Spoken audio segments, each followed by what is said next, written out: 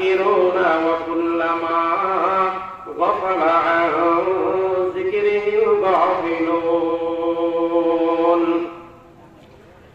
أما بعد فأعوذ بالله من الشيطان الرجيم بسم الله الرحمن الرحيم اقرأ باسم ربك الذي خلق خلق الإنسان من علق اقرأ وربك الأكرم الذي علم بالقلم علم الإنسان ما لم يعلم وقال الله سبحانه وتعالى في موضع أخرى اتل ما أوحي إليك من الكتاب وأقم الصلاة إن الصلاة تنهى عن الفحشاء والمنكر ولذكر الله أكبر والله يعلم ما تصنعون وقال الله سبحانه وتعالى إنا نحن نزلنا الذكر وإنا له لحافظون صدق الله مولانا العظيم وصدق رسوله النبي الكريم ونحن على ذلك لمن الشاهدين والشاكرين والذاكرين والحمد لله رب العالمين سبحانك لا علم لنا إلا ما علمتنا إنك أنت العليم الحكيم بسم الله الرحمن الرحيم وعن أبي هريرة رضي الله تعالى عنه قال قال رسول الله صلى الله عليه وسلم سبعة يظلهم الله في ظله يوم لا يظل إلا ظله إمام عادل وشاب نشأ في عبادة الله ورجل قلبه معلق بالمساجد إذا خرج منه حتى يعود إليه ورجل خاليا ففاضت عيناه ورجل دعته ذات حسب وجمال فقال إني أخاف الله ورجل تصدق بصدقة فأخفاها حتى لا تعلم شماله ما تنفق يمينه متفق عليه وقال الشاعر العلام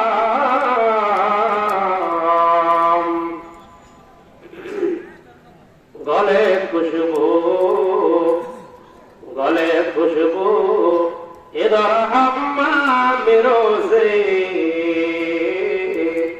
रसीद दास्त महबूबे बदस्तम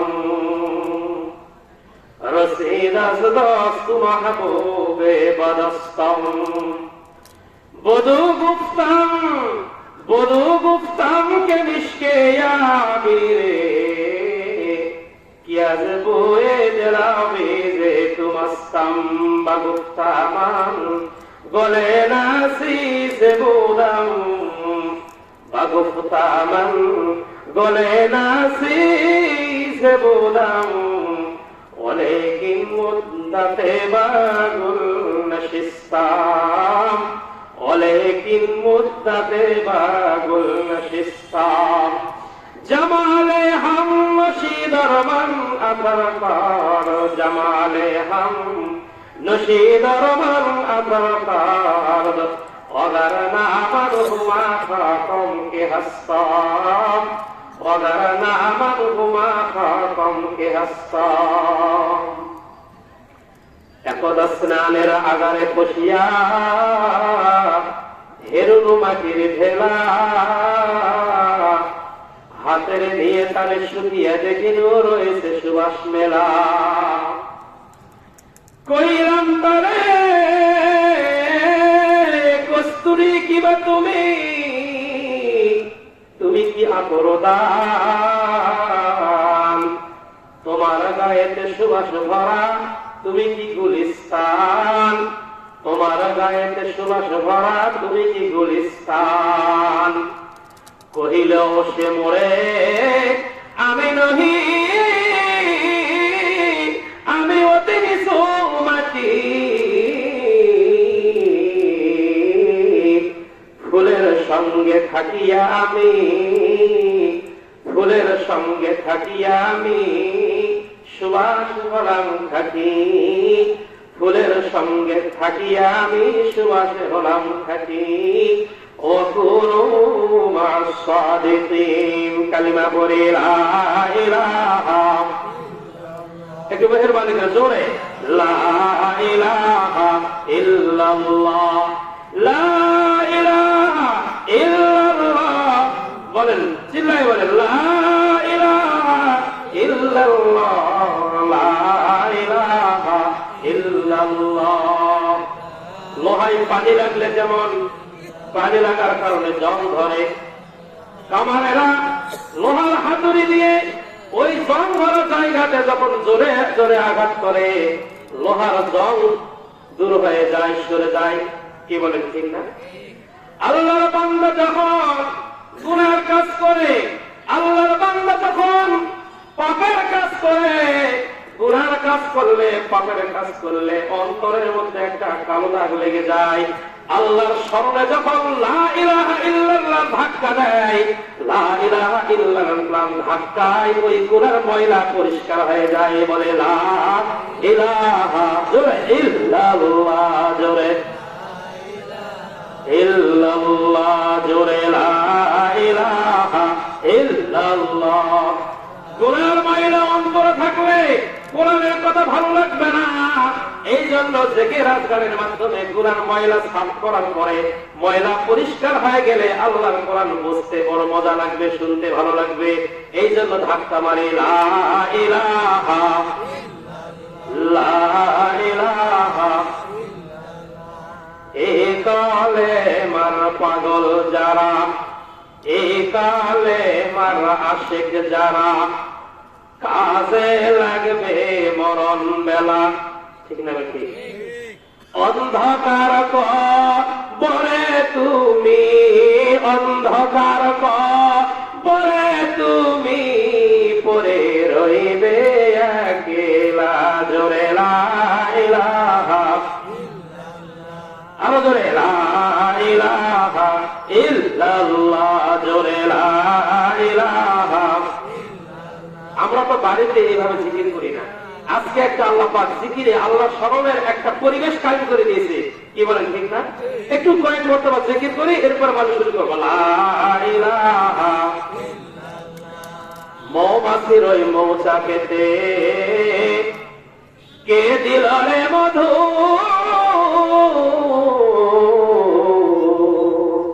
কে দিয়েছে? বলেন আল্লাহ। কে দিয়েছে? মৌমাছির ওই মৌচাকেতে কে দিল রে মধু, লতার গাছে পাতার মাঝে কে দিল রে কুদু। বলেন কে দিছে? শিমুল গাছে কে দিল রে, শিমুল গাছে কে দিল রে নরম নরম তুলা। চৈত্র মাসে এই জমিনে কে উড়াই রে ধুলা। লা ইলাহা ইল্লাল্লাহ, জোরে লা ইলাহা লা ইলাহা ইল্লাল্লাহ মুহাম্মাদুর রাসূলুল্লাহ। আপনাদের জিকির করতে কষ্ট পাচ্ছেন আপনারা? মুহতারাম হাজিরিন, আল্লাহ বলেন তুসাব্বিহু লাহুস সামাওয়াতুস সাব'উ ওয়াল আরদু ওয়া মান ফীহিন্না। আল্লাহর সৃষ্টি জগতের মধ্যে, আসমানে জমিনে আল্লাহর সৃষ্টি জগতের মধ্যে, আল্লাহ পাকের কুল কায়নাতের মধ্যে যত মাখলুকাত আছে সমস্ত মাখলুকাত আল্লাহ পাকের তাসবিহাত পাঠ করে। আল্লাহ বলেন ওয়ালাকিল্লা তাফকাহুনা তাসবিহাহুম, সমস্যা হইল তোমরা তাদের তাসবিহাত পড়াকে বোঝো না, শোনো না। কিন্তু মানুষ তাদের প্রভুর নাফরমানি করে। ইন্নাল ইনসানা লিরাব্বিহি লাকানুন। এইজন্য মুহতারাম হাজিরিন, বেশি বেশি আল্লাহর জিকির করতে হবে। কবি বলেন প্রত্যেকটা প্রাণী, চাই সে জড় পদার্থ হোক, জীব হোক, মানুষ হোক, জীবজন্তু হোক, গাছপালা হোক, মাটি হোক, ইট হোক, পাথর হোক, বালুকণা হোক, সবাই আল্লাহ পাকের তাসবিহাত পাঠ করে। সুবহানাল্লাহ বলেন। শিক্ষা প্রতিষ্ঠানে এবং বিভিন্ন জায়গাতে বেল বাজানো হয়, হয় না? না হয় বলেন। এই বেলগুলিতে সংসদ জলজল আওয়াজ করে। কবি বলেন যার সেহারদম বগোয়ার আল্লাহ, যার সেহারদম বগোয়ার আল্লাহ, নাগোয়াদ টুনটুনা টুনটুন না টুটু, বজাহের সাম বজাহের সামরি মিয়ায়াদ কে টুটু, কেদর মানা বগোয়ার আল্লাহ, কেদর মানা বগোয়ার আল্লাহ। আল্লাহু আকবার বলে। ঝনঝনি শব্দ হয়, আসলে শব্দ হয় না, সে আল্লাহ আল্লাহ করে, সে আল্লাহ পাক তার রবের তাসবিহাত পাঠ করে। জোরে বলে সুবহানাল্লাহ।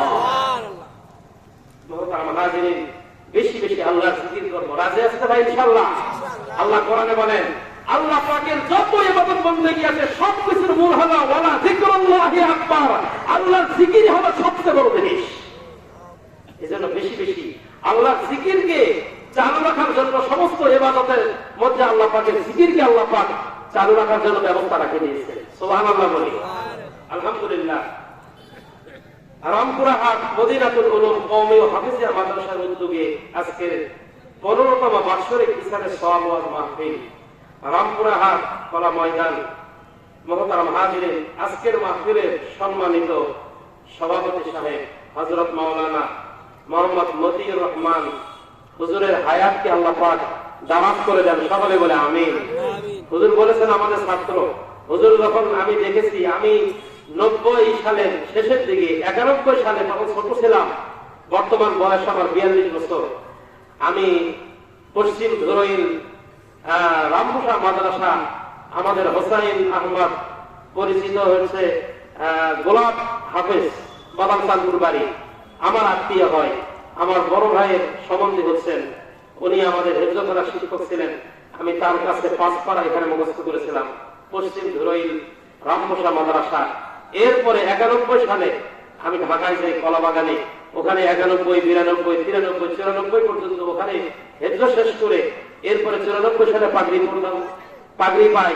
এরপরে 95 থেকে শুরু করে মুহতারাম হাজিরিন 95, 96, 97, 98 সাল পর্যন্ত আমি কওমি মাদ্রাসা করি, হেদায়েতুন নাহজামাত পর্যন্ত। এরপরে আলিয়া মাদ্রাসাতে ভর্তি হয়ে পড়াশোনা করি। এরপরে মুহতারাম হাজিরিন 2005, এতগুলো বলার আমার মাকসাদ না, হুজুর বললেন যে আমাদের ছাত্র।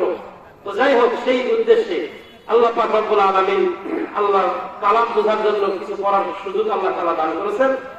তো মোটামুটি ভাবে প্রায় 20 বছর পর্যন্ত পড়াশোনার জিন্দেগি চলছে। আলহামদুলিল্লাহ, আল্লাহ শুকরিয়া, সুবহানাল্লাহ বলি।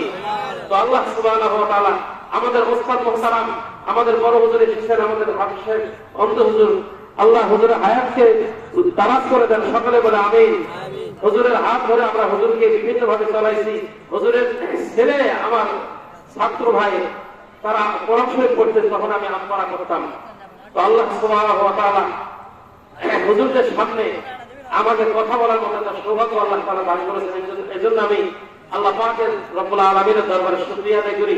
হুজুরদের নেক হায়াত দারাজ আল্লাহ তাআলার কাছে আমি কামনা করি এবং উস্তাদের কাছে আমি দোয়া চাই, হুজুর সবাই আমার জন্য দোয়া করেন। আল্লাহ তাআলা যেন কোরআনের খেদমত করার তৌফিক দান করেন। সকলে বলে আমিন। মুহতারাম হাজিরিন, তো আজকের মাহফিলের প্রধান অতিথি, বিশেষ অতিথি সহ প্রধান বক্তা, তৃতীয় বক্তা সহ হযরত উলামায়ে কেরাম সুধী সমাজ, আমি আপনাদেরকে আবারও সালাম জানাই। আসসালামু আলাইকুম ওয়া রাহমাতুল্লাহি ওয়া বারাকাতুহু। সবাই সালামের জবাব দেন, সালামের জবাব দেন, বলেন ওয়া আলাইকুম আসসালাম। আল্লাহ পাকের নির্দেশ, ওয়াইযা হুয়িতুম বিতাহিয়্যাতিন ফাহাইয়ু বিআহসানা মিনহা আও রুদ্দুহা। মুসলমান যখন তোমাদেরকে কখনো সালাম দেয়, যিনি সালাম দিবেন তার সালামের জবাবটা তার থেকে তোমরা আরো উত্তম কায়দায় সালামের জবাবটা প্রদান করো। সুবহানাল্লাহ বলেন। এজন্য সালাম এটা আল্লাহ পাকের একটা নাম। আল্লাহ পাকের কি বলেন? আল্লাহ পাকের নাম সালাম। আল্লাহ পাকের একটা জান্নাতের নাম। সুবহানাল্লাহ বলেন। দুনিয়াতে যারা বেশি বেশি সালামের আদান প্রদান করবে, আল্লাহ পাক রব্বুল আলামিন তার সালাম আল্লাহ পাক তাকে জান্নাত দান করবে। সুবহানাল্লাহ। জান্নাত আটটা, বলেন কয়টা? হ্যাঁ, আদম, খুলদ, নাইম, মাওয়া, দারুস সালাম, দারুল করার, দারুল মাকাম, ফিরদাউস। আটটা জান্নাতের মধ্যে একটা হচ্ছে দারুস সালাম, শান্তির ঘর। আল্লাহ তাআলা আমাদের সবাইকে একসঙ্গে আল্লাহ জান্নাতে প্রবেশ করার তৌফিক দান করেন, সকলে বলে আমিন। আমিন। আমরা সালাম দিব বেশি বেশি। সালামের ব্যাপারে বহুত কথা আছে, এখন আর সেগুলো বলার সময় নেই। মুহতারাম হাজিরিন, আমরা কিন্তু এই মুহূর্তে, হুজুর এটা তো হাতকলা, রামপুরা হাতকলা, হাতের ময়দান, কিন্তু এই মুহূর্তের জন্য একটা মাদ্রাসা বেহেশতের বাগান আছে, কিন্তু আল্লাহ পাক রব্বুল আলামিন কোরআনের মাহফিলের বরকতে এই জায়গাকে বর্তমান আল্লাহ পাক রব্বুল আলামিনের নজরে এটা হলো বেহেশতের বাগান। সুবহানাল্লাহ বলেন। আরো জোরে বলেন সুবহানাল্লাহ। মাদ্রাসা হায় বাগি জান্নাত, মুআল্লিম হায় মিসলে গুল। মাদ্রাসা হায় বাগি জান্নাত, মুআল্লিম হায় মিসলে গুল। শাহাদ উসমে ইলমে দিন হায় তালাবা হায় বুলবুল। আল্লাহু আকবার বলে। মুহতারাম হাজিরিন, সব সময় এরকম জান্নাতের বাগান পাওয়া যায় না, মিলে না। কি বলেন, মিলে? এখন যেহেতু আমরা জান্নাতের বাগানে বসেছি, আল্লাহ কোরআনের দর্শের মজলিসে বসেছি, দর্শ ও তাদরিসের মজলিসে বসেছি, আল্লাহ কোরআনের মাহফিলে বসেছি। আমরা যতই খারাপ হই, আমরা যতই পাপিষ্ঠ হই, আল্লাহ কোরআনের মাহফিলের বরকতে এখন আমরা আল্লাহ পাক রব্বুল আলামিনের দরবারে অনেক মর্যাদাবান ব্যক্তি। সুবহানাল্লাহ বলে। যেহেতু মাহফিলটা কোরআনের, যেহেতু বলে মাহফিলটা কিসের? কোরআনের। মুহতারাম হাজিরিন, এই কোরআনের মাহফিলে আসতে পারাই আপনারা খুশি না বেজার? তাহলে আমি বলি, আল্লাহ পাক রব্বুল আলামিন আল্লাহর কোরআনের কথা শোনার জন্য আমাদেরকে বিভিন্ন জায়গা থেকে যে এখানে একত্রিত করেছেন, এজন্য আমরা সকলেই দিল থেকে শুকরিয়া আদায় করে বলি আলহামদুলিল্লাহ। আরো জোরে বলি আলহামদুলিল্লাহ। আলহামদুলিল্লাহ অর্থ বলতে পারবেন? আলহামদুলিল্লাহ মানে কি বলেন তো? সমস্ত প্রশংসা কার? আল্লাহ। আল্লাহ কিভাবে হইল? একজন ডাক্তার সুচিকিৎসা করার কারণে রোগী ডাক্তারের প্রশংসা করে, করে কি করে না? একজন আসামি উকিলের সাহায্যে সে মামলা থেকে নিষ্কৃতি পেয়েছে, উকিলের প্রশংসা করে, করে না? করে না ভাই? এদিকে মানুষ করে না মনে হয়? হ্যাঁ। একজন ইঞ্জিনিয়ার সুন্দরভাবে ঘর বানাইছে, মানুষ তার প্রশংসা করে, ইঞ্জিনিয়ারটা খুব জ্ঞানী। মুহতারাম হাজিরিন, মানুষ ডাক্তারের প্রশংসা করো, মানুষ উকিলের প্রশংসা করো, আর মানুষ ইঞ্জিনিয়ারের প্রশংসা করো, আর মানুষ মাস্টারের প্রশংসা করো, মানুষ মানুষের গুণগান গান না কেন, যার এই প্রশংসা করো, বলেন তো ওই ব্যক্তিকে প্রশংসিত হওয়ার যোগ্যতা কে দিয়েছে? এই জন্য কারো জন্য কোনো প্রশংসা নয়, আসল প্রশংসার মালিক হলো আল্লাহ। যেহেতু যার মাঝে যে যোগ্যতা মানুষ দেখে, ওই যোগ্যতা একজন মানুষের নিজস্ব যোগ্যতা নয়, স্বয়ং আরশের মালিক তাকে সেই যোগ্য ব্যক্তি বানাইছেন, তারপরে সেই যোগ্যতা লাভ করেছে। জোরে বলেন ঠিক না বেটি? ইসাদাত বাজুরে বাজুনিস, ইসাদাত বাজুরে বাজুনিস, তানা বখশদ খোদায়ে বখশিন্দা, তানা বখশদ খোদায়ে বখশিন্দা। আমি কথা বলতেছি, মনে করবেন হুজুর কথা বলতে সুন্দর কথা। ভাইরা আমার, বন্ধুরা আমার, এই কথা বলার যোগ্যতা আমার নিজস্ব নয়, আমি আমার বাহুবলে কোনো কথা আমি বলতে পারি না। খোদায়ে তাআলা আমাকে দয়া করে বলেছেন, এই জন্য আমার জবান দিয়ে কথা বলতে হচ্ছে। বলেন তো, প্রশংসা আমার না স্বয়ং আল্লাহ পাক রব্বুল আলামিনের? ঠিক না বেটি? খারাপ লাগতেছে আপনাদেরকে? আল্লাহ পাক রব্বুল আলামিন আমাদেরকে বড় বড় তিনটা নিয়ামত দান করেছেন, আপনারা কোনোদিন চিন্তাও করেন না। বলেন কয়টা নিয়ামত দান করেছেন? আমি একটু আপনাদেরকে কথা বলবো, প্রশ্ন করবো, জবাব নিব। কষ্ট পাবেন আপনারা? আপনি কতটুকু কথা বুঝতেছেন সেটা আমাকে তো বুঝতে হবে যে হ্যাঁ আমার ছোটরা কথা বুঝতেছে, এই জন্য আমি কথা বলবো। আপনারা কেউ মনে কষ্ট নেই না ভাই? মনে কষ্ট দিচ্ছেন? মোহতারাম হাজিরিন, এটা কিন্তু জান্নাতের বাগান। জান্নাতের বাগান যতক্ষণ পর্যন্ত আখেরে মোনাজাত না হবে, আখেরে মোনাজাতের আগ পর্যন্ত আমরা সবাই জমে জমে বসবো। কার কার নিয়ত আছে শেষ পর্যন্ত থাকা? বলেন কার কার নিয়ত আছে? আল্লাহ তুমি সবাইকে কবুল করেন। উঠবো না ভাই, মেহেরবানি করে আমরা সবাই বসি। আল্লাহ পাক রব্বুল আলামিন আমাদেরকে মানুষ বানাইছেন। বলেন কি বানাইছেন? বলেন কি বানাইছেন? আমাদেরকে আল্লাহ পাক ইচ্ছা করলে জীবজন্তু বানাইতে পারতেন, পারতেন কিনা? গরু বানাইতে পারতেন, ছাগল বানাইতে পারতেন, হাঁস মুরগি বানাইতে পারতেন, সাপ পারতেন, হিংস্র বানাইতে পারতেন, হ্যাঁ বাঘ ভাল্লুক বানাইতে পারতেন। কিন্তু খোদায়ে কারীম রব্বে কারীম রব্বুল আলামিন আমাদেরকে জীবজন্তু হাইওয়ান জানোয়ার না বানাইয়া দয়া করে আল্লাহ পাক রব্বুল আলামিন আমাদেরকে মানুষ বানাইছেন। একটা নিয়ামত। সুবহানাল্লাহ বলেন। সুবহানাল্লাহ। মানুষ হওয়ার জন্য কি কোনোদিন আল্লাহর কাছে আমরা দরখাস্ত করেছিলাম?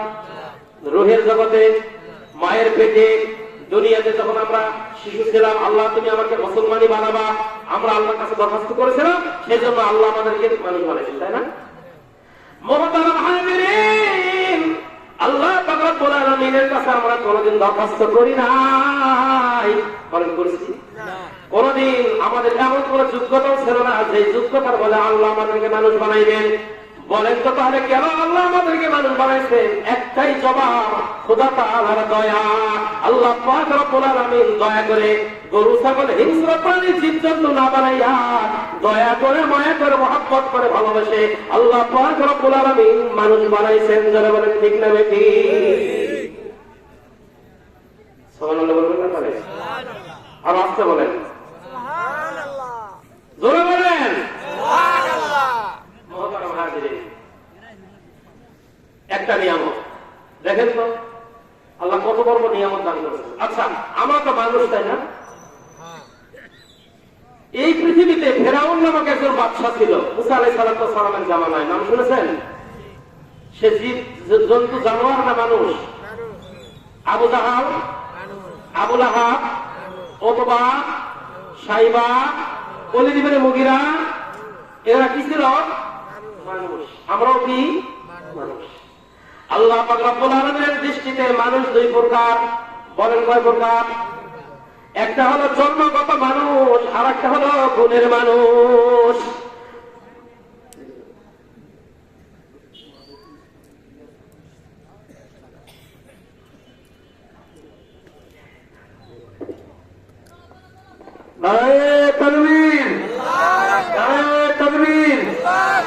জান্নাতের বাগানের মেহমান ইলিয়াস আলম প্রিন্সিপাল সাহেব জিন্দাবাদ, জিন্দাবাদ। জান্নাতি বাগানের মেহমান মহোদয় জনাব ইলিয়াস আলম প্রিন্সিপাল সাহেব জিন্দাবাদ, জিন্দাবাদ। আজকের মাহফিলের সম্মানিত আকর্ষণ জনাব Ilias Alam principal Abdul Adivasi school and college, তিনি উপস্থিত। বলেন আলহামদুলিল্লাহ। আমাদের এলাকার গৌরব, শিক্ষাবিদ, জ্ঞানীগুলি, উনি আমাদের প্রত্যেকটা ধর্মীয় কাজে সহযোগিতা করেন এবং এসেছেন। আমরা আপনাকে সকলের পক্ষ থেকে ধন্যবাদ জানাই। বলে আল্লাহুম্মা আমিন। আল্লাহ তাআলা যেন হায়াতে তৈয়বা দান করে। বলে আমিন। সকল প্রকারের বাধা মুসিবত দূর করে দেন। আমিন। আলহামদুলিল্লাহ। বলি আলহামদুলিল্লাহ। তাহলে আল্লাহ পাক আমাদেরকে কি বানাইছেন? বলেন বলেন, ভুলে গেলে চলবে না ভাই। কি বানাইছেন? মানুষ বানাইছেন। সেজন্য আপনি খুশি না বেজা? আবার সুবহানাল্লাহ বলেন। একবার সুবহানাল্লাহ বলে জান্নাতের মধ্যে একটা ফলবান বৃক্ষ গাছ তৈরি হয়ে যায়। সুবহানাল্লাহ বলেন। এই যে আরেকটা গাছ তৈরি হয়ে গেল। বলেন আমার, আবার বলেন, আবার গাছ লাগিয়ে গেল। সুবহানাল্লাহ, সুবহানাল্লাহ, সুবহানাল্লাহ।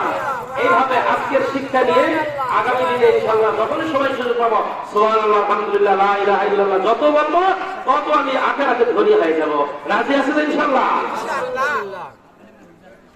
আলহামদুলিল্লাহ। তাহলে আল্লাহ পাক রব্বুল আলামিন বড় বড় তিনটা নিয়ামত আমাদেরকে দান করেছেন। একটা হলো আল্লাহ তাআলা আমাদেরকে জীবজন্তু হাইওয়ান জানোয়ার না বানাই আমাদেরকে কি বানাইছেন? মানুষ বানাইছেন। এক। দুই নম্বর, বহুদিনের এক হিসাব মতে বলা হয় সারা পৃথিবীতে 600 কোটি মানুষ, এখন তো আরো বহু অনেক, তাই না? 150 কোটি মুসলমান, বাদ বাকি সব বিজাতি। মুহতারাম হাজিরিন, আল্লাহ পাক রব্বুল আলামিন আমাদেরকে মানুষ বানাইছেন। এই মানুষগুলো দুই ভাগে বিভক্ত। বলেন কয় ভাগে বিভক্ত? এক ভাগ মানুষ হলো আস্তিক, এক ভাগ মানুষ হলো মুমিন মুসলমান, আল্লাহর প্রতি বিশ্বাস করে মুমিন মুসলমান। এরা হলো মুমিন মুসলমান আস্তিক, এদেরকে বলা হয় 150 কোটি মাত্র। বাদ বাকি 450 কোটি সারা বিশ্বের মধ্যে যত ইহুদি খ্রিস্টান হিন্দু সকল বিজাতি যারা আছে এরা সবাই নাস্তিক। এরা সবাই কি নাস্তিক? বলবেন হুজুর ইহুদিরা তারাও তো একটা ধর্ম পালন করে, খ্রিস্টানেরা তারাও তো একটা ধর্ম পালন করে, হিন্দু ভাইয়েরা তারাও তো একটা ধর্ম পালন করে। তাহলে ধর্ম পালন করলে যার যা ধর্ম পালন করে সে জান্নাতে চলে যাবে, সে স্বর্গে চলে যাবে, আপনি তাদেরকে নাস্তিক বললেন কেন? প্রশ্ন হতে পারে না? ভাইরা আমার, মুসলমানদের ধর্ম বিশ্বাস আল্লাহ কয়জন? বলেন কয়জন আল্লাহ? ইহুদিরা ধর্ম পালন করলেও তাদের ধর্মীয় বিশ্বাস আল্লাহ একজন নয়, সৃষ্টিকর্তা একজন নয়, দুইজন। নাউজুবিল্লাহ। বলেন আল্লাহ তিনি আমাদের সৃষ্টিকর্তা, ওরা বলেন আল্লাহ সৃষ্টিকর্তা। আল্লাহর একজন নবী, তার নাম হলো উযাইর। ও ক্বালাতিল ইয়াহুদ উযাইরুন উযাইরুন ইবনুল্লাহ।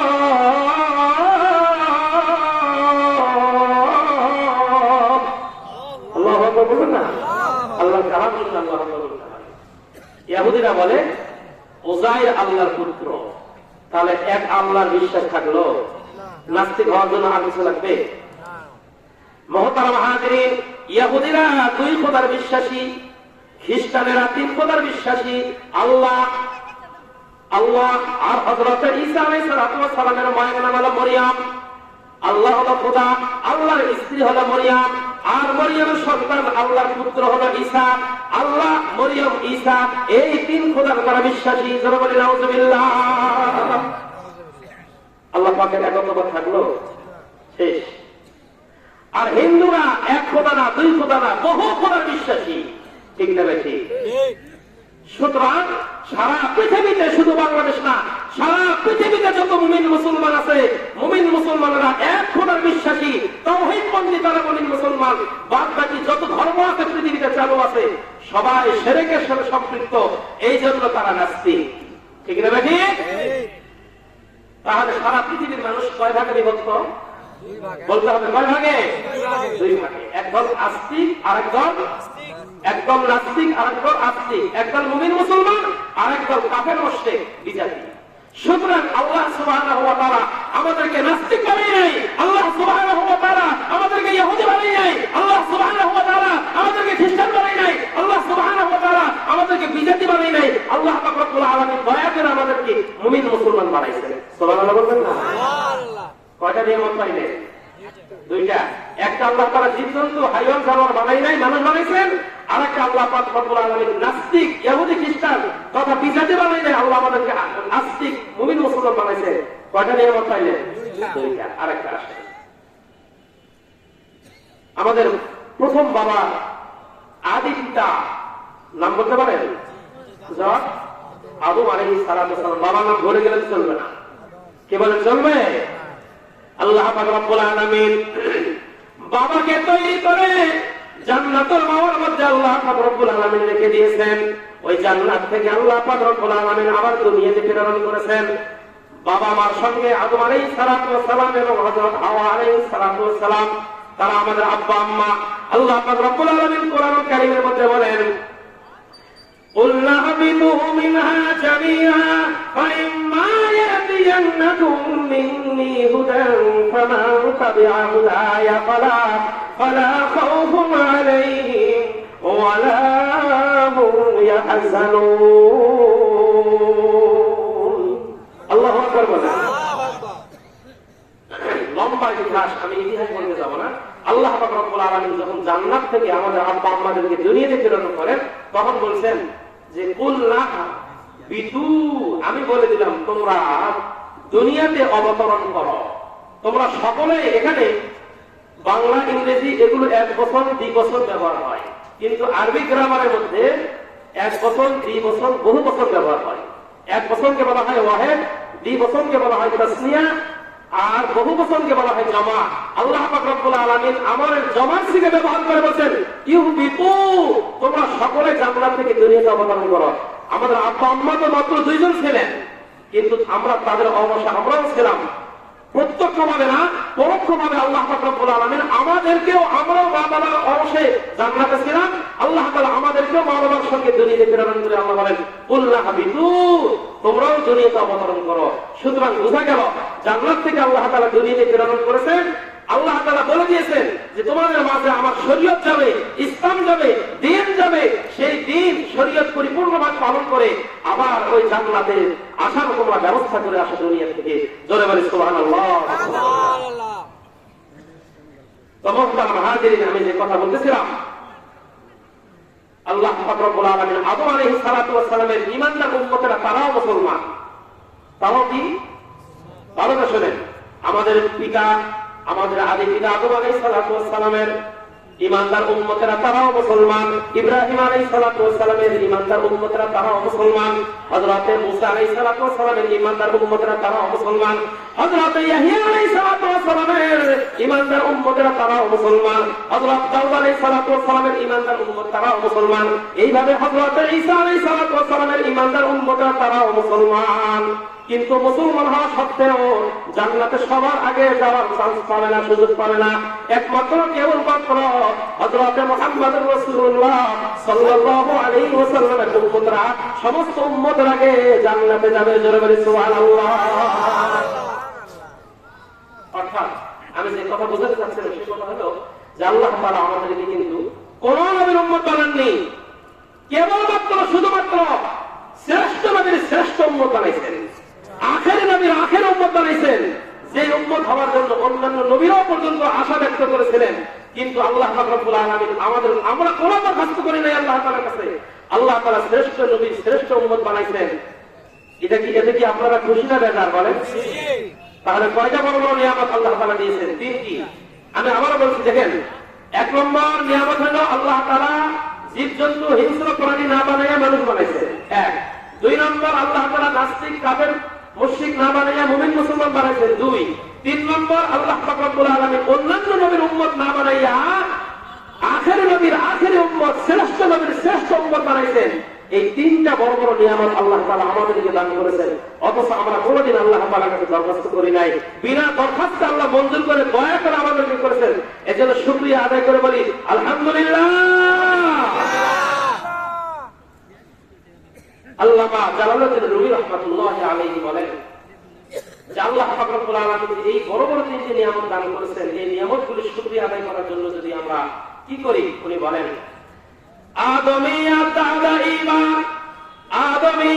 আদাইমা মুসলমান করা যায় আই খোদা করবা সোয়াম ইহসান আর ইহসান কর দেই আল্লামা জালালউদ্দিন রুমি রাহমাতুল্লাহি আলাইহি বলেন ও আল্লাহ এত বড় বড় তিনটি নিয়ামত তুমি আমাদেরকে দান করেছো মাওলা আল্লাহ এর শুকরিয়া আদায়ের জন্য যদি তোমার রাস্তায় যদি আমি গলা কেটে জবাই হয়ে যায় তবুও এই তিন নিয়ামতের বড় বড় তিন নিয়ামতের শুকরিয়া আদায় করে শেষ করতে পারবো না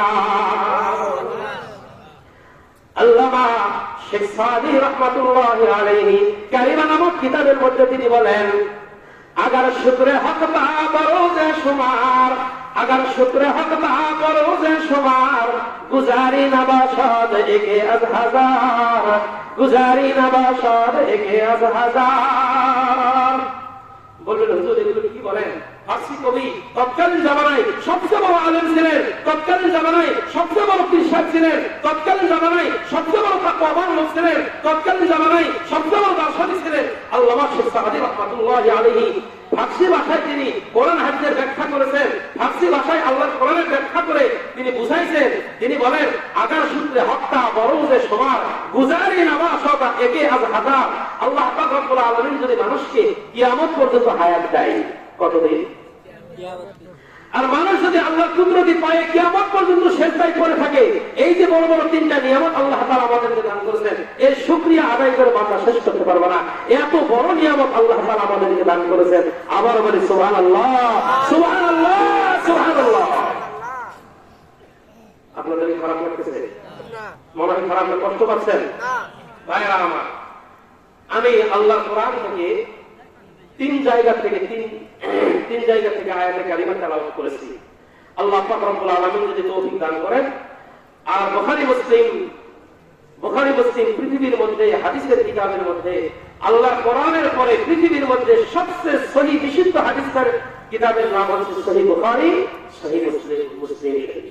সহিহ বুখারী ইমাম আবু আব্দুল্লাহ মুহাম্মদ ইবনে ইসমাঈল আল বুখারী الجامع المسند الصحيح المختصر من امور رسول الله صلى الله عليه وسلم وسننه وايامه আটটা বিষয়কে সামনে রেখে ইমাম বুখারী রাহমাতুল্লাহ আলাইহি তার 16 বছরের ক্লান্ত পরিশ্রমে তিনি বুখারী শরীফের হাদিসের কিতাব তিনি লিখেছেন। সেই কিতাবের মধ্যে থেকে আমি 91 নম্বর পৃষ্ঠা থেকে আপনাদের সামনে একটা লম্বা হাদিস পাঠ করেছি। আল্লাহ পাক রব্বুল আলামিন যদি তৌফিক দান করেন, এই কোরআনের আয়াত যেগুলো পাঠ করেছি এবং যে হাদিসটা পাঠ করেছি, এই আলোকে ইনশাআল্লাহ আমি কিছু কথাবার্তা বলে আপনাদের কাছ থেকে দোয়া নিব। আল্লাহ পাক রব্বুল আলামিন যদি তৌফিক দান করেন, সবাই বলি আমিন। মুহতারাম হাজিরিন, আমি এখন কোরআনের বিষয়ে কিছু কথা বলবো।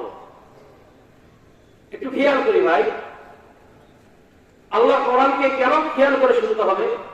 আল্লাহ কোরআনের কথা অত্যন্ত মনোযোগের সাথে শুনতে হবে। একটু খেয়াল করেন, কথা কার? আমার হাতে একটা কিতাব দেখতেছেন, এই কিতাবটা কার? বলেন কার? এটা কেমন কিতাব? সমস্ত আসমানের শ্রেষ্ঠ কিতাব, সমস্ত আসমানি কিতাবের মধ্যে সর্বশেষ এবং সর্বশ্রেষ্ঠ কিতাব। যে কিতাব অন্যান্য সমস্ত কিতাবকে বাতিল করতে পারে, কিন্তু আল্লাহর এমন কোরআন, এই কিতাব এমন কোন কিতাব এই কিতাবের পরে নাজিল হয় নাই যে কিতাব এই কিতাবকে বাতিল করবে পারবে? কিয়ামত পর্যন্ত এই কিতাবের হুকুম বলবৎ থাকবে। সুবহানাল্লাহ বলেন। সেই কিতাব আল্লাহ পাক আমাদেরকে দান করেছেন। সুবহানাল্লাহ বলবেন না? এটা আমাদের জন্য সবচেয়ে বড় নিয়ামত। দেখেন, যে আদম আলাইহিস সালামের কথা বলতেছিলাম, আল্লাহ পাক রব্বুল আলামিন আদম আলাইহিস সালামের উপরে 10টি কিতাব নাযিল করেছেন। আদম আলাইহিস সালাম দুনিয়া থেকে চলে গেছে, কিতাবের হুকুম ও আল্লাহ পাক হুকুমকে উঠাই নিয়েছেন। কিতাব নেই, আছে। হযরতে আল্লাহ পাক রব্বুল আলামিন শীশ আলাইহিস সালামের উপরে 50 খানা আসমানি কিতাব নাযিল করেছেন। শীশ আলাইহিস সালাম দুনিয়া থেকে চলে গেছে, 50 খানা শীশ আলাইহিস সালামের প্রতি নাযিল কিতাব 50 খানা আসমানি কিতাবের হুকুম উঠে গেছে। নাই, সারা পৃথিবীতে কোথাও আছে নাকি? এইভাবে হযরতে ইদ্রিস আলাইহিস সালামকে আল্লাহ পাক রব্বুল আলামিন 30 খানা সহিফা নাযিল করেছেন তার উপরে। ইদ্রিস আলাইহিস সালাম দুনিয়া থেকে চলে গেছেন, কিতাব চলে গেছে। এরপর হযরতে দাউদ আলাইহিস সালামের প্রতি আল্লাহ পাক রব্বুল আলামিন জাবুর কিতাব নাযিল করেছেন ইউনানি ভাষায়। হযরতে দাউদ আলাইহিস সালাম দুনিয়া থেকে চলে গেছেন, কিতাব আল্লাহ পাক রব্বুল আলামিন উঠাই নিয়েছেন। এইভাবে হযরতে মুসা আলাইহিস সালাম তাওরাত তার উপর নাযিল হয়। এই তাওরাত কিতাব তিনি দুনিয়া থেকে চলে গেছেন, ইব্রানি ভাষায় নাযিল হয়েছে তাওরাত কিতাব। কোন ভাষায়? ইব্রানি ভাষায়। এটা একটা ভাষার নাম। মুসা আলাইহিস সালাম দুনিয়া থেকে চলে গেছেন, তাওরাত কিতাবকে আল্লাহ পাক উঠাই নিয়েছেন। ঠিক তেমনি ভাবে হযরত ঈসা আলাইহিস সালামের প্রতি আল্লাহ পাক রব্বুল আলামিন সুরিয়ানি ভাষায় ইনজিল শরীফ নাযিল করেছেন। ঈসা আলাইহিস সালাম দুনিয়া থেকে চলে গেছে, ইনজিল কিতাবকে আল্লাহ পাক উঠাই নিয়েছেন। ঠিক না ঠিক? আমি লালমনিরহাট ভেলাবাড়া গ্রামে এলাকার একটা মাহফিলে ওয়াজ করতেছিলাম সূরা মরিয়ম থেকে। আমি বলতেছিলাম সারা পৃথিবীর মধ্যে একটি মাত্র কিতাব বাকি রয়েছে, সেটা হলো আল কোরআন। কিন্তু খ্রিস্টান মিশনারিদের প্রভাবে পড়ে একজন ভাই ওই এলাকার শত শত লোক টাকার লোভে খ্রিস্টান হয়ে গেছে। এক ভাই মাহফিলের মাঝখান থেকে উঠে বলল, হুজুর আপনি বলেন শুধু কোরআনুল কারীম শুধু পৃথিবীতে আছে, এটাই শুধু না, ইনজিল শরীফও আছে। বলে ইনজিল কোথায় আছে দেখান আপনি? বলে আমার কাছে আছে। আমি বলবো না, কোথাও হতে পারে না। আল্লাহ পাক রব্বুল আলামিন বলেন ইন্না নাহনু নাযালনা যিকরা ওয়া ইন্না লাহু লাহাফিজুন। এই কোরআনুল কারীম আমি আল্লাহ পাক নাযিল করেছি, এই কোরআনের হেফাজতের দায়িত্ব আমি আল্লাহ তাআলা গ্রহণ করেছি। আল্লাহ পাক শুধু এই কিতাবকে হেফাজত করবেন, আর অন্যান্য হেফাজতের কথা আল্লাহ বলেননি। সুতরাং সারা পৃথিবীর মধ্যে কোথাও অন্যান্য আসমানি গ্রন্থ খুঁজে পাওয়া যাবে না। না, আছে আমার কাছে। আমি হঠাৎ করে আমার মাথায় আসলো যে আচ্ছা ভালো কথা, আপনার কাছে আছে, কিতাবটা নিয়ে আসেন কোন ভাষায়? বলে হুজুর আমার কাছে ইংরেজি ভাষায়। আমি বললাম ইংরেজি ভাষায় কোন আসমানি কিতাব নাযিল হয়নি এই পর্যন্ত। এই পর্যন্ত আমি যতগুলো কিতাব পড়ার সুযোগ হয়েছে আমি কোথাও পাইনি। আমার কোন ওস্তাদ মুহতারাম কোনদিন আমাকে বলে নাই যে ইংরেজি ভাষায় কোন আসমানি কিতাব নাযিল হয়েছে। ইংরেজি ভাষায় নাযিল হয় নাই। হযরত ঈসা আলাইহিস সালামের কাছে আল্লাহ রাব্বুল আলামিন সুরিয়ানি ভাষায় ইনজিল শরীফ নাযিল করেছেন। আসল যে কিতাব আল্লাহ পাক আসমান থেকে নাযিল করেছেন ওই কিতাবটা আমাকে দেখান, ওই কিতাবটা আমি দেখতে চাই। এখন মাহফিলের লোক সবাই ধরে বসলো, কথা তো পাই। কি বলেন, ঠিক না ঠিক? আমি বললাম ভাই আপনি ধোঁকার মধ্যে পড়ে গেছেন, আপনি তওবা করে ফিরে আসেন। আল্লাহর কোরআনের প্রতি ঈমান আনার পরে, মুসলমান হওয়ার পরে যদি আপনি অন্য ধর্মের দিকে চলে যান, আল্লাহর কোরআনের ফতোয়া ومن يرتد منكم عن دينه فيمت وهو كافر فاولئك حبطت اعمالهم في الدنيا والاخره। আল্লাহ পাক রব্বুল আলামিনের ফতোয়া, দুনিয়ার আইনে যদি কেউ মুরতাদ হয়ে যায় তার শাস্তি হলো তাকে কতল, আর পরকালের জগতের বিচার হলো সে চিরতরে জাহান্নামে চলে যাবে। সুতরাং আপনি তওবা করে ফিরে আসেন। এত বড় নিয়ামত আল্লাহ তাআলা দান করেছেন। আল্লাহ বলেন ইন্না দীনা ইনদাল্লাহিল ইসলাম।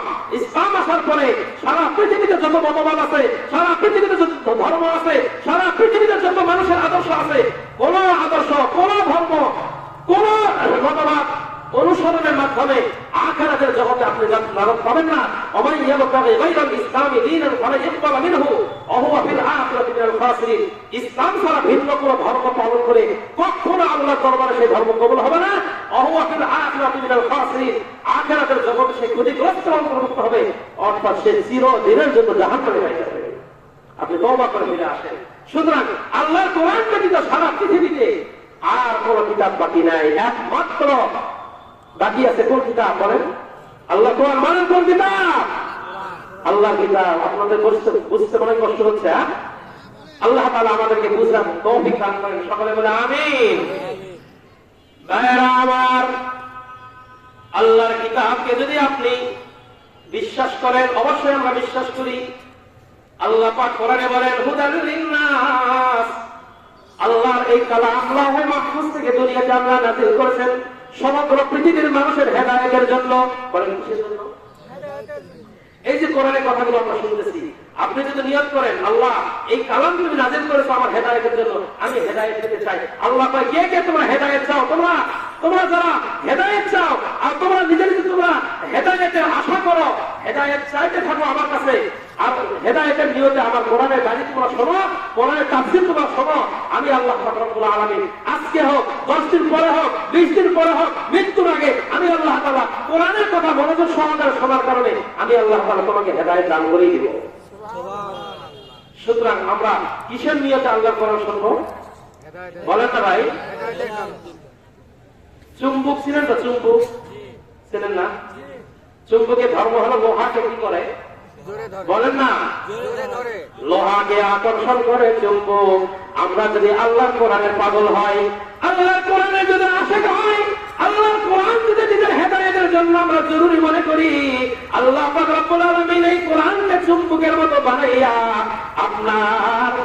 আপনার গভীর গুমরাহির পথ থেকে উঠাইয়া হেদায়েত দান করে সোজা জান্নাতের পথে আল্লাহ পরিচালিত করবে।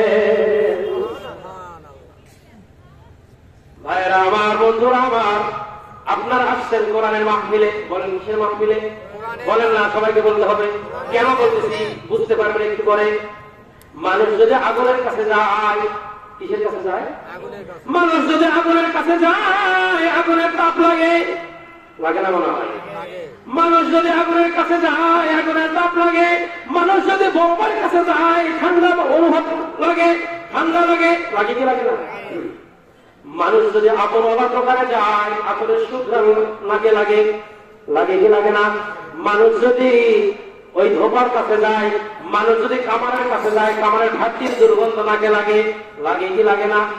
ভাইয়ের আমার, বন্ধুরা আমার, আল্লাহর কোরআনের মাহফিলে এসেছেন, কোরআনের তাফসীরের মাহফিলে এসেছেন, আল্লাহর কোরআনের ছোঁয়া যদি আমাদের লাগে, আমরা যদি নিয়ত করে বসি, আল্লাহর কোরআনের হেদায়েত যদি আমাদের লেগে যায়, নূরুন আলা নূর হয়ে যাব। এই কোরআন আমাদেরকে সুপারিশ করে আল্লাহর জান্নাতে নিয়ে নেবে। আল কোরআন শাফিউম মুশাফফা ওয়া মাহিরুম মুসাদ্দাকুন ক্বাদ জাআলা আমামাহু ক্বাদাহু ইলাল জান্নাহ। নবীজি বলেন, কোরআন এমন সুপারিশকারী যার সুপারিশকে গ্রহণ করা হবে, কোরআন এমন বিতর্ককারী যার তর্ককে মানিয়ে নেওয়া হবে। এই কোরআনকে যে ব্যক্তি সামনে রাখবে, সামনে রাখার অর্থ হলো এই কোরআনকে যে ব্যক্তি শিখবে, এই কোরআনের তেলাওয়াত সহি তেলাওয়াত করবে, এই কোরআনের তেলাওয়াত করবে, আমল করবে, কোরআনের বিধান অনুযায়ী চলবে, এই কোরআন সুপারিশ করে আল্লাহর জান্নাতে পৌঁছায় দেবে। মনোযোগ সহকারে শুনবো তো? শুনবো তো ভাই? আলহামদুলিল্লাহ, আলহামদুলিল্লাহ। কিন্তু অনুরোধ করি, কেউ উঠবো না ভাই, কেউ উঠবো না। ভাইয়েরা আমার, আল্লাহ পাক রব্বুল আলামিনকে আগে চিনতে হবে, তারপর আল্লাহর কালাম আমাদেরকে বুঝতে হবে। এটা কার কথা? কতদিন আগে এই কোরআন আল্লাহ বানাইছেন? না, এটা বলা যাবে না। আল্লাহ পাক রব্বুল আলামিন হলেন হুয়াল আউয়াল ওয়াল আখির ওয়াল যাহির ওয়াল বাতিন। আল্লাহ পাক রব্বুল আলামিনের শুরু নাই, আল্লাহ পাকের শেষও নাই। সুবহানাল্লাহ বলেন। সুতরাং আল্লাহর কালামেরও শুরু নাই, আল্লাহর কালামেরও শেষ নাই। আল্লাহ পাক রব্বুল আলামিন কত বড়, কত বড়, তার কালাম কত বড়। ভাইরা আমার, বন্ধুরা আমার, সারা পৃথিবী কত বড় একটা পৃথিবী, 56, সারা পৃথিবীর মধ্যে হযরত ওমর বাংলাদেশ হলো 56,000 বর্গ মাইল।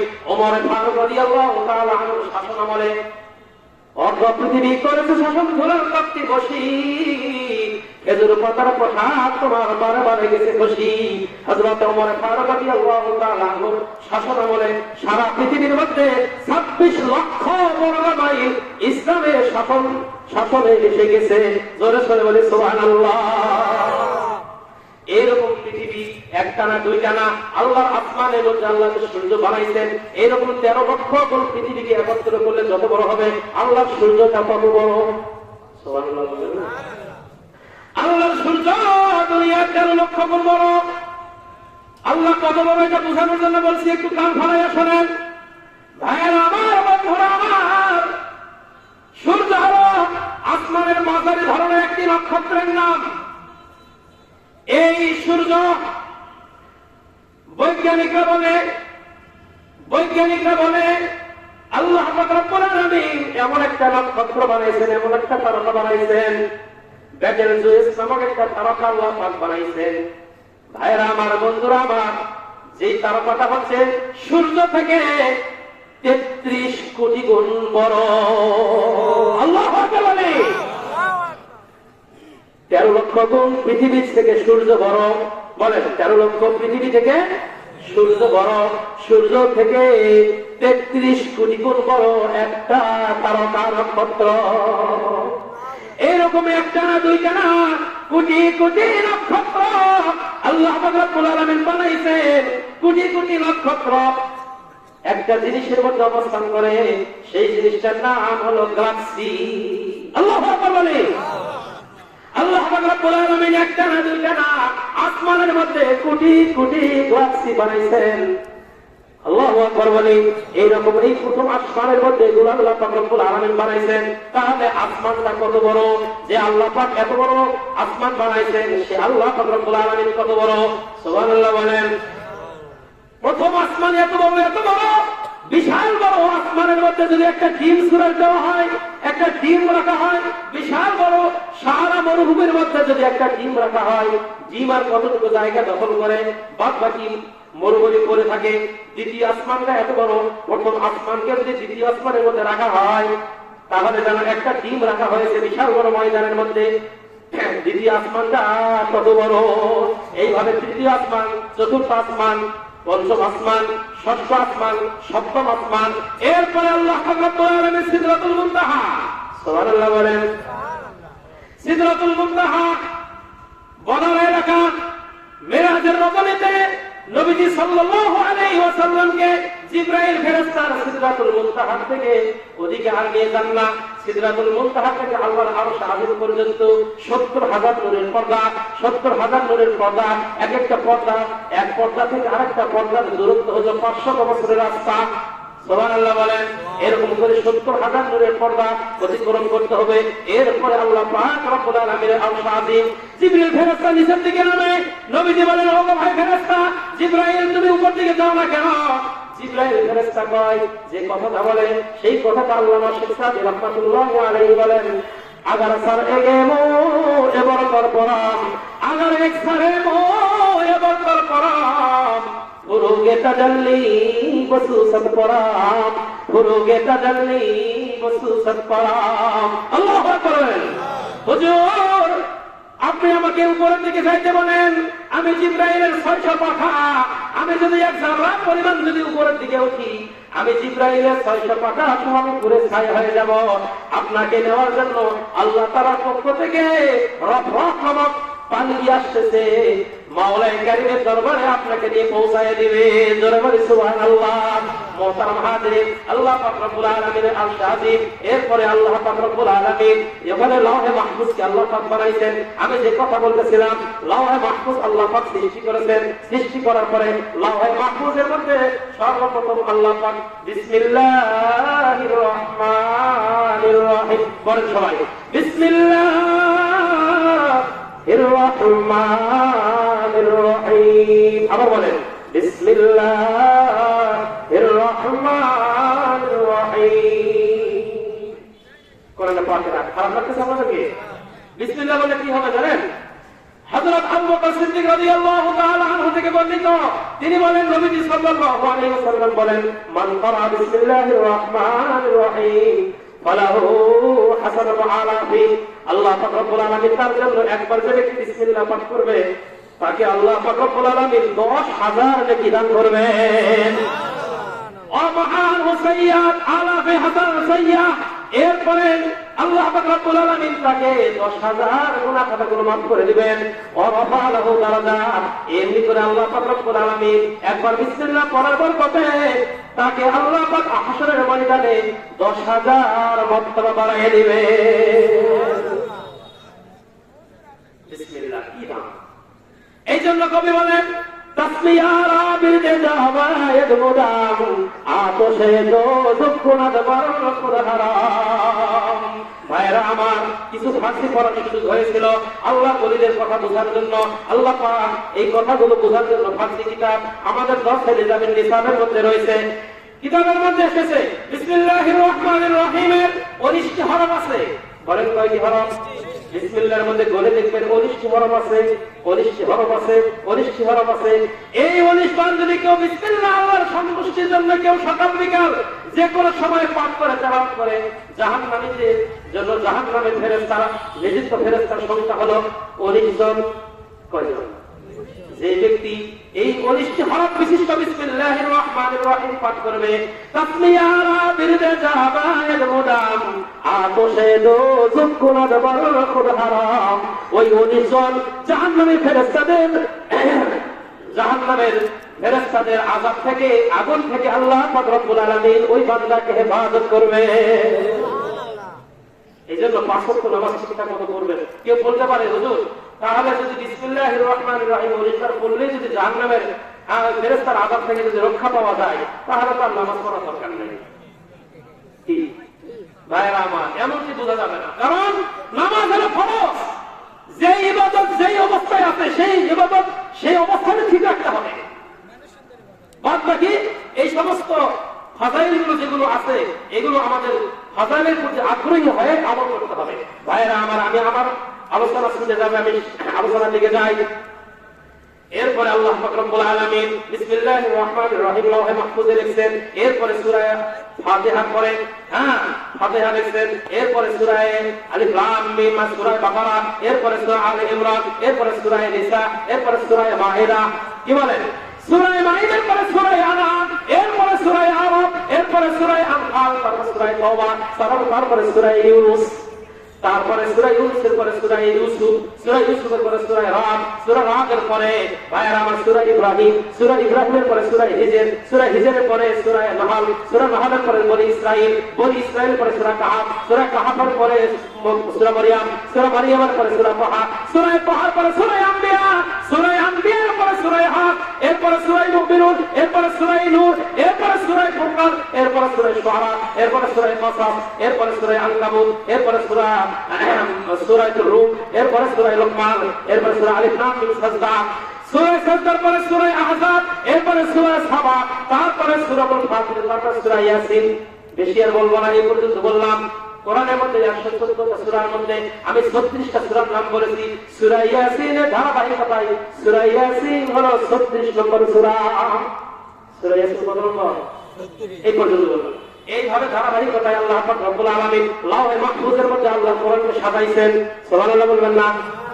এই কোরআন দুই পর্যায়ে নাযিল হয়েছে, দুই ভাবে নাযিল হয়েছে। একটা হলো আলহামদুলিল্লাহিল্লাযী আনজালা আলা আবদিহিল কিতাব, সকল প্রশংসাময় ওই মহান আল্লাহ পাক রব্বুল আলামিনের জন্য যিনি তার বান্দার প্রতি কোরআন শরীফ নাযিল করেছেন। কোরআন নাযিলের ক্ষেত্রে কোরআনের মধ্যে দুইটা শব্দ ব্যবহার হয়েছে, একটা নাম হলো আনজালা আর একটা নাম হলো নাযজালা। একটা বাবে ইফআল থেকে আর একটা বাবে তাফঈল থেকে। ওলামায়ে কেরাম বুঝবেন, বাবে ইনজালের বৈশিষ্ট্য হলো একসঙ্গে একবারে নাযিল হওয়া, আর বাবে তাফঈলের খাসিয়াত হলো আস্তে আস্তে অল্প অল্প করে নাযিল হওয়া। কোরআন দুই সূরাতে নাযিল হয়েছে, বলেন কয় সূরাতে? দুই পর্যায়ে। একটা হলো সোজা লাওহে মাহফুজ থেকে একবারে প্রথম আসমানের বাইতুল ইজ্জা নামক জায়গাতে একবার নাযিল হয়, এটা হলো আনজালা দ্বারা ব্যক্ত করা হয়েছে। আর প্রথম আসমান থেকে জমিনে দীর্ঘ 23 বছর প্রয়োজন অনুপাতে নবীজি সাল্লাল্লাহু আলাইহি ওয়াসাল্লামের কাছে দীর্ঘ 23 বছরের কোরআন শরীফ নাযিল হয়েছে। এটা হলো নাযজালা। নাযজালা আলাইকাল কিতাবা বিল হাক্কি মুসাদ্দিকান লিমা বাইনা ইয়াদাইহি ওয়া আনজালা আত-তাওরাতা ওয়াল ইনজিল। অন্যান্য কিতাবগুলো আল্লাহ পাক আনজালা শব্দ ব্যবহার করেছেন, কিন্তু কোরআন শরীফের মধ্যে আল্লাহ পাক আনজালাও ব্যবহার করেছেন, নাযজালাও ব্যবহার করেছেন। ভাইয়েরা আমার, এখন আসেন, কোরআন কত বড় ইজ্জতওয়ালা। যে ব্যক্তি আল্লাহর কোরআন পড়বে, এখানে হেফজখানা মাদ্রাসা আছে না? হ্যাঁ, এই জন্য কোরআনের দাম আমাদেরকে বুঝতে হবে। হাফেজ ছাত্রদের দাম কি পরিমাণ, একজন ওস্তাদের দাম কি পরিমাণ, একজন আহলে কোরআনের ইজ্জত কি পরিমাণ, একটু খেয়াল করি ভাইয়েরা আমার। আল্লাহর কোরআন আল্লাহ পাক রব্বুল আলামিন নাযিল করেছেন। বলেন তো, আল্লাহ পাক রব্বুল আলামিনের কাছে মাসের সংখ্যা হলো 12টি মাস। কয়টি মাস? মুহররম, বলেন দেখি। মুহররম, সফর, রবিউল আউয়াল, রবিউল সানি, জামাদুল আউয়াল, জামাদুল সানি, রজব, শাবান, রমজান, শাওয়াল, জিলকাদ। এই 12টি মাসের মধ্যে সবচেয়ে বেশি কোন মাসের দাম? বলেন, সবাইকে বলতে হবে রমজান। কেন? কেন? শাহরু রমাদান আল্লাযী উনজিলা ফীহিল কুরআন। আল্লাহ বলেন মুহররম মাসে কোরআন নাযিল হয়নি, সফর মাসে কোরআন নাযিল হয়নি, রবিউল আউয়াল মাসে কোরআন নাযিল হয়নি, রবিউল সানি মাসে কোরআন নাযিল হয়নি। হয়েছে কোন মাসে? রমজান। এই জন্য রমজানের মাস, রমজানের দাম আল্লাহ এমন বাড়াই দিয়েছেন কোরআন নাযিলের বরকতে। রমজানের যদি কেউ একটা নফল বন্দেগী করে, অন্য মাসের একটা ফরজের সমান ফজিলত পাওয়া যায়। রমজান মাসে যদি কেউ একটা ফরজ ইবাদত করে, অন্য মাসের 70টা ফরজের সমান ফজিলত পাওয়া যায় না? না যায়। কিসের বরকতে? বলেন, রমজান মাসে কোরআন নাযিলের বরকতে। বলেন, কিসের বরকতে? বলেন না ভাই সবাই, কোরআন নাযিলের বরকতে। আচ্ছা, রমজান মাসে 1, 2, 3, 4 এভাবে সব তারিখে কি কোরআন নাযিল হয়েছে? না নির্দিষ্ট একটা রাত্রে নাযিল হয়েছে? বলেন, কতটা রাত্রি? বলেন, কিসের রাত্রিতে? আল্লাহ বলেন, ইন্না আনজালনাহু ফি লাইলাতিল কদর ওয়া মা আদরাকা মা লাইলাতুল কদর লাইলাতুল কদরি খায়রুম মিন আলফি শাহর। আমি আল্লাহ পাক রব্বুল আলামিন আমার কালামুল্লাহ শরীফ কদর রাত্রিতে নাযিল করেছি। ওগো নবী, আপনি কি জানেন কদর কি? আল্লাহ নিজেই বলেন, লাইলাতুল কদরি খায়রুম মিন আলফি শাহর। কদর রাত্রির ফজিলত 1000 মাসের থেকে বেশি উত্তম। কারণ কদরের মাসে আল্লাহর কোরআন নাযিল হয়েছে, এই কারণে ওই রাতের মর্যাদা আল্লাহ পাক রব্বুল আলামিন বাড়াই দিয়েছে। সবাই সুবহানাল্লাহ বললে গুনাহ হবে না? এই যে এখন জান্নাতের মধ্যে একটা ফলবার বৃক্ষ হয়ে গেল, আমার বলে সুবহানাল্লাহ, আবার একটা গাছ লাগিয়ে গেল, আমার বলে সুবহানাল্লাহ, সুবহানাল্লাহ, সুবহানাল্লাহ। আল্লাহ রে ডাক রে বান্দা, আল্লাহ রে ডাক, আল্লাহ রে ডাকতে ডাকতে জীবন চলে যাক। বলেন আল্লাহ আল্লাহ আল্লাহ আল্লাহ আল্লাহ আল্লাহ আল্লাহ আল্লাহ। আল্লাহ বলেন যখন তুমি ছোট্ট ছিলা, দাঁত ছিল না মুখে, তরল খাবার দিলেন আল্লাহ তোমার মায়ের বুকে। ঠিক না? সে আল্লাহ রে হইল না রে, সে আল্লাহ রে হইল না রে জীবন জাগার ধার। আল্লাহ রে ডাক রে বান্দা, আল্লাহ রে ডাক, আল্লাহ রে ডাকতে ডাকতে জীবন চলে যাক। বলেন আল্লাহ আল্লাহ আল্লাহ আল্লাহ আল্লাহ আল্লাহ আল্লাহ আল্লাহ। যখন তোমার কেউ ছিল না তখন ছিলেন তিনি। ঠিক না? যখন তোমার কেউ ছিল না তখন ছিলেন তিনি। এখন তোমার সব হয়েছে, পর হয়েছেন তিনি। আবার যখন কেউ রবে না, আবার যখন কেউ রবে না, রহিবে মাওলা পাক। আল্লাহ রে ডাক রে বান্দা, আল্লাহ রে ডাক, আল্লাহ রে ডাকতে ডাকতে জীবন চলে যায়। বলেন আল্লাহু আকবার। ভাইরা আমার, কোরআন নাযিলের বরকতে রমজান মাসের দাম বেড়ে গেছে, কোরআন নাযিলের বরকতে লাইলাতুল কদরের ফজিলত বেড়ে গেছে। ভাইরা আমার, সমস্ত ফেরেশতাদের মধ্যে সবচেয়ে বেশি ফজিলতপূর্ণ ফেরেশতা হযরতে জিবরিল আলাইহিস সালাতু ওয়াস সালাম। কারণ কি? নবীজি সাল্লাল্লাহু আলাইহি ওয়াসাল্লামের 23 বছরের জিন্দেগিতে নবীজির কাছে কোরআন নিয়ে এসেছেন একবার না, দুইবার না। জিবরিল ফেরেশতা নবীর দরবারে এসেছেন দীর্ঘ 24,000 বার। আল্লাহর কোরআনকে বহন করার কারণে, আল্লাহর কোরআনকে ধারণ করার কারণে, আল্লাহর কোরআন নবীজির দরবারে আনার কারণে জিবরিল ফেরেশতার মর্যাদা আল্লাহ পাক রব্বুল আলামিন বাড়াইয়ে দিয়েছেন। জোরে বলে সুবহানাল্লাহ। ভাইরা আমার, বন্ধুরা আমার, এরপরে আমি কোরআনের ফজিলত বুঝাচ্ছি। এরপরে আসেন, কোরআন নাযিল হয়েছে মক্কা আর মদিনা। কি বলেন? ঠিক না? আপনাদের বিরক্ত লাগতেছে মনে হয়? হ্যাঁ, কোরআন নাযিল হয়েছে মক্কা আর মদিনা। কোরআন নাযিলের কারণে মক্কার মর্যাদা আল্লাহ এত বাড়িয়ে দিয়েছেন।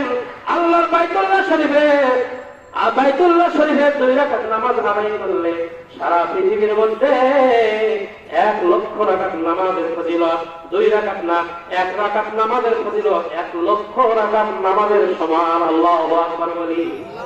ভাইরা আমার, দুনিয়ার যে কোনো মসজিদে প্রবেশ করলেই সর্বপ্রথম তাহিয়াতুল মসজিদে নামাজ পড়তে হয়, কিন্তু বাইতুল্লাহ শরীফে প্রবেশ করার সঙ্গে সঙ্গে আল্লাহর ঘরের দিকে যখন আল্লাহর বান্দা তাকাইবেন, হাদিসের মধ্যে এসেছে খানায়ে কাবার দিকে যখন সর্বপ্রথম দৃষ্টি দেওয়া হবে, ওই মুহূর্তে আল্লাহর ঘর তাওয়াফকারী বান্দা যে নিয়ত করে তাকাবে, তাকানোর সঙ্গে সঙ্গে যেই দোয়া করবে, যেই নিয়ত করবে, সঙ্গে সঙ্গে ওই নিয়ত আল্লাহ পাক রব্বুল আলামিনের দরবারে কবুল হয়ে যাবে। যেই দোয়া করবে। আমি যখন আল্লাহর ঘরের দিকে গেলাম, আমি রব্বে কারীমের দরবারে বললাম, মাওলা, ওগো খোদা, যে কোনো একটা দোয়া করলেই যদি দোয়া কবুল হয়ে যায়, কোন দোয়া আমি করব? আমি তো দোয়া খুঁজে পাই না, ভাষাও পাই না, আমি কি বলবো তোমার দরবারে? ওগো মাবুদ, ওগো মাওলা, তোমার দরবারে আমি একটাই দোয়া করি মাওলা, সেটা হইল এই বাইতুল্লাহ শরীফের বিভিন্ন জায়গা আছে যেখানে দোয়া কবুল হয়। বাইতুল্লাহ শরীফ তাওয়াফের সময় দোয়া কবুল হয়, যেটাকে মাতাব বলে। কি বলা হয়? মাতাব বলা হয়। হাজরে আসওয়াদের পাশে দোয়া করলে দোয়া কবুল হয়, মাকামে ইব্রাহিমের পাশে দোয়া করলে দোয়া কবুল হয়, জমজম কুবের পাশে দোয়া করলে দোয়া কবুল হয়, সাফা মারওয়া পাহাড়, ছাই করার সময় দোয়া করলে দোয়া কবুল হয়, ওইদিকে জাবালে নূরের উপরে উঠাইয়া দোয়া করলে দোয়া কবুল হয়। আপনাদের দোয়ার বরকতে আল্লাহ পাক আমাকে নিয়েছেন, আমি জাবালে নূরে উঠেছিলাম। জাবালে নূর যেটাকে আমরা হেরা পাহাড় বলি, এই হেরা পাহাড়, আমি একটু পরে হেরা পাহাড়ের কথা আমি বলবো। আমি আল্লাহ পাক রব্বুল আলামিনের কাছে দোয়া করেছি, মাওলা মক্কার বিভিন্ন জায়গাতে দোয়া করলে দোয়া কবুল হয়, আর মদিনাতুত তয়্যিবা, জান্নাতুল বাকি, মদিনাতুত তয়্যিবা, রওজাতুম মিন রিয়াজিল জান্নার মধ্যে দোয়া করলে দোয়া কবুল হয়। মাওলা তোমার বাইতুল্লাহ শরীফের দিকে তাকানোর সঙ্গে সঙ্গে আমি এই দোয়া করি, যতগুলো দোয়ার জায়গাটা আমি দোয়া করব, সকল দোয়া করবো আল্লাহ তুমি কবুল করে নিও। এই দোয়া করেছি। আর দোয়া করেছে আল্লাহ সারা পৃথিবীর যত মানুষ দুনিয়াতে এসেছে, সারা পৃথিবীর যত মানুষ দুনিয়াতে এসেছে, মুমিন মুসলমান, আরো যারা যত মানুষ দুনিয়াতে মুসলমান আসবে, মৌতের সময় সকলের জন্য তুমি খাতেমা বিল খাইর, ঈমান নসিব করো মাওলা। তো ভাইরা আমার, যে কথা বলতেছিলাম, বাইতুল্লাহ শরীফে 1 রাকাত নামাজের বিনিময়ে 1 লক্ষ রাকাত নামাজের সওয়াব হয়, সুবহানাল্লাহ বলেন। মদিনার মসজিদে 1 রাকাত নামাজের বিনিময়ে 50,000 রাকাত নামাজের সওয়াব হয়। কিসের বরকতে বলেন? ভুলে গেছে, পয়েন্ট ভুলে গেলে চলবে না। মক্কা এবং মদিনাতে আল্লাহর কোরআন নাযিল হওয়ার বরকতে, সুবহানাল্লাহ বলেন। এদের পরে আসেন, কোরআন নাযিল হয়েছে কার উপরে? কার উপরে? হযরত বলেন মুহাম্মদুর রাসূলুল্লাহ সাল্লাল্লাহু আলাইহি ওয়াসাল্লাম। এই কোরআনের বরকতে নবীজির মর্যাদা আল্লাহ পাক রব্বুল আলামিন এমন বাড়াই দিয়েছেন। একটু খেয়াল করেন, আল্লাহর পরে সমস্ত সৃষ্টি জগতের ঊর্ধ্বে যেই ব্যক্তির মর্যাদা, তিনি হচ্ছেন নবী মুহাম্মদুর রাসূলুল্লাহ সাল্লাল্লাহু আলাইহি ওয়াসাল্লাম। কি বললাম? আল্লাহর পরে বলেন, আল্লাহর পরে সমস্ত সৃষ্টি জগতের ঊর্ধ্বে, আসমান জমিন, আরশ, কুরসি, লৌহ কলম, সব কিছুর ঊর্ধ্বে আমার নবীর মর্যাদা, সুবহানাল্লাহ বলেন। আল্লাহ পাক রব্বুল আলামিন এই কালামুল্লাহ শরীফের বরকতে আল্লাহর নবী সাল্লাল্লাহু আলাইহি ওয়াসাল্লামের মর্যাদাকে সর্বোচ্চ পর্যায়ে আল্লাহ পাক দান করেছেন। জোরে বলে সুবহানাল্লাহ। এখন খোলাসা কালাম হইল শরীফ। কোরআন নাযিল হয়েছে রমজান মাসে। রমজান মাসে কোরআন নাযিলের বরকতে রমজানের দাম বেড়ে গেল। লাইলাতুল কদরের রাত্রিতে কোরআন নাযিলের কারণে লাইলাতুল কদরের দাম বেড়ে গেছে, সুবহানাল্লাহ বলেন। জিবরাইল ফেরেশতা কোরআন বহন করে আনার কারণে জিবরাইলের দাম বেড়ে গেছে। মক্কা মদিনাতে কোরআন নাযিল হওয়ার বরকতে মক্কা মদিনার দাম বেড়ে গেছে, সুবহানাল্লাহ বলবেন না? এখন যদি আপনি আমি আল্লাহর এই কোরআনকে শিখি, এই কোরআনকে পড়ি, এই কোরআনকে বুঝি, এই কোরআনের হাফেজে কোরআনকে সম্মান করি, মহব্বত করি, খানা খাওয়াই, তাদেরকে যদি আমরা দেখভাল করি, বলেন দেখি আল্লাহ পাক রব্বুল আলামিন আপনার মর্যাদা দিবেন না না দিবেন? আপনার মর্যাদা বাড়াবেন না না বাড়াবেন? আল্লাহ পাক রব্বুল আলামিন হাফেজে কোরআনকে মর্যাদা দেওয়ার বরকতে আল্লাহ পাক রব্বুল আলামিন আপনার ঠিকানাকে জান্নাত দান করবে।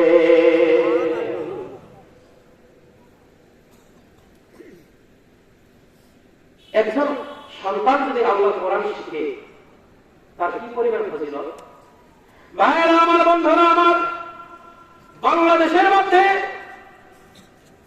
এরকম কোন খবর পাওয়া যায় নাই 1000 বিল্ডিং, 1000 তলা বিশিষ্ট বিল্ডিং আছে নাকি আমাদের বাংলাদেশে? অন্য কোন দেশে 2000, 5000, 6000 তালা বিশিষ্ট কোন বিল্ডিং দুনিয়াতে আছে? একটু আমার সঙ্গে একটু মহা বলতে হবে ভাই, আপনাকে বিরক্ত লাগতেছে বুঝতে পারছি, আমি শেষ করে দেবো। একটু মহা বলেন, যে কথাগুলো বলতেছি একটু বুঝতেছেন তো? আমি যে কথা বলতে চাই, ভাইয়েরা আমার, সারা পৃথিবীকে বিক্রি করলে, কোটি কোটি বার বিক্রি করলে জান্নাতের একটা সুই রাখার মতো ছোট্ট জায়গার মূল্য হবে না। জান্নাত এত দামি জায়গা। সেই জান্নাতের মধ্যে আল্লাহর ফেরেশতারা হাফেজে কোরআনকে বলবে, ও হাফেজে কোরআন, ও আমার বান্দা, প্রিয় বান্দা, তুমি শেষ রাত্রে উঠে আমার কোরআন গুনগুন করে তুমি পড়েছো। একদল মানুষ আরামের ঘুমে নিদ্রায় ছিল, আর তুমি ঘুম থেকে জাগ্রত হয়ে ঠান্ডা পানি নিয়ে উজু করে আমার কোরআন তুমি ঝুলে ঝুলে পড়েছো। ও হাফেজে কোরআন, আল্লাহ পাক রব্বুল আলামিন নিজেই বললেন ইকরা। হাফেজে কোরআন কি বললেন? ইকরা মানে তুমি পড়ো। اقرأ وارتقي ورتل كما كنت ترتل في الدنيا فإن منزلك عند آخر آية تقرأها। আল্লাহ পাক রব্বুল আলামিন হাসরের ময়দানে ওই হাফেজে কোরআনকে বলবে তুমি একটা করে আয়াত পড়ো আর একটা বিল্ডিং এর উপরে চড়ো। সুবহানাল্লাহ বলেন। পড়ো আর চড়ো, পড়ো আর চড়ো। হাফেজে কোরআন পড়বে বিসমিল্লাহির রহমানির রহিম একটা আয়াত, আবার বলবেন আলহামদুলিল্লাহি রাব্বিল আলামিন আরেকটা আয়াত, বলবেন আর রহমানির রহিম আরেকটা আয়াত, মালিক ইয়াউমিদ্দিন আরেকটা আয়াত। বলবেন হুজুর আমরাও তো পারি। তাহলে আপনি যদি 10 আয়াত পড়েন, আপনি যদি 100 আয়াত পড়েন, 100 তালা আপনার ঠিকানা হবে।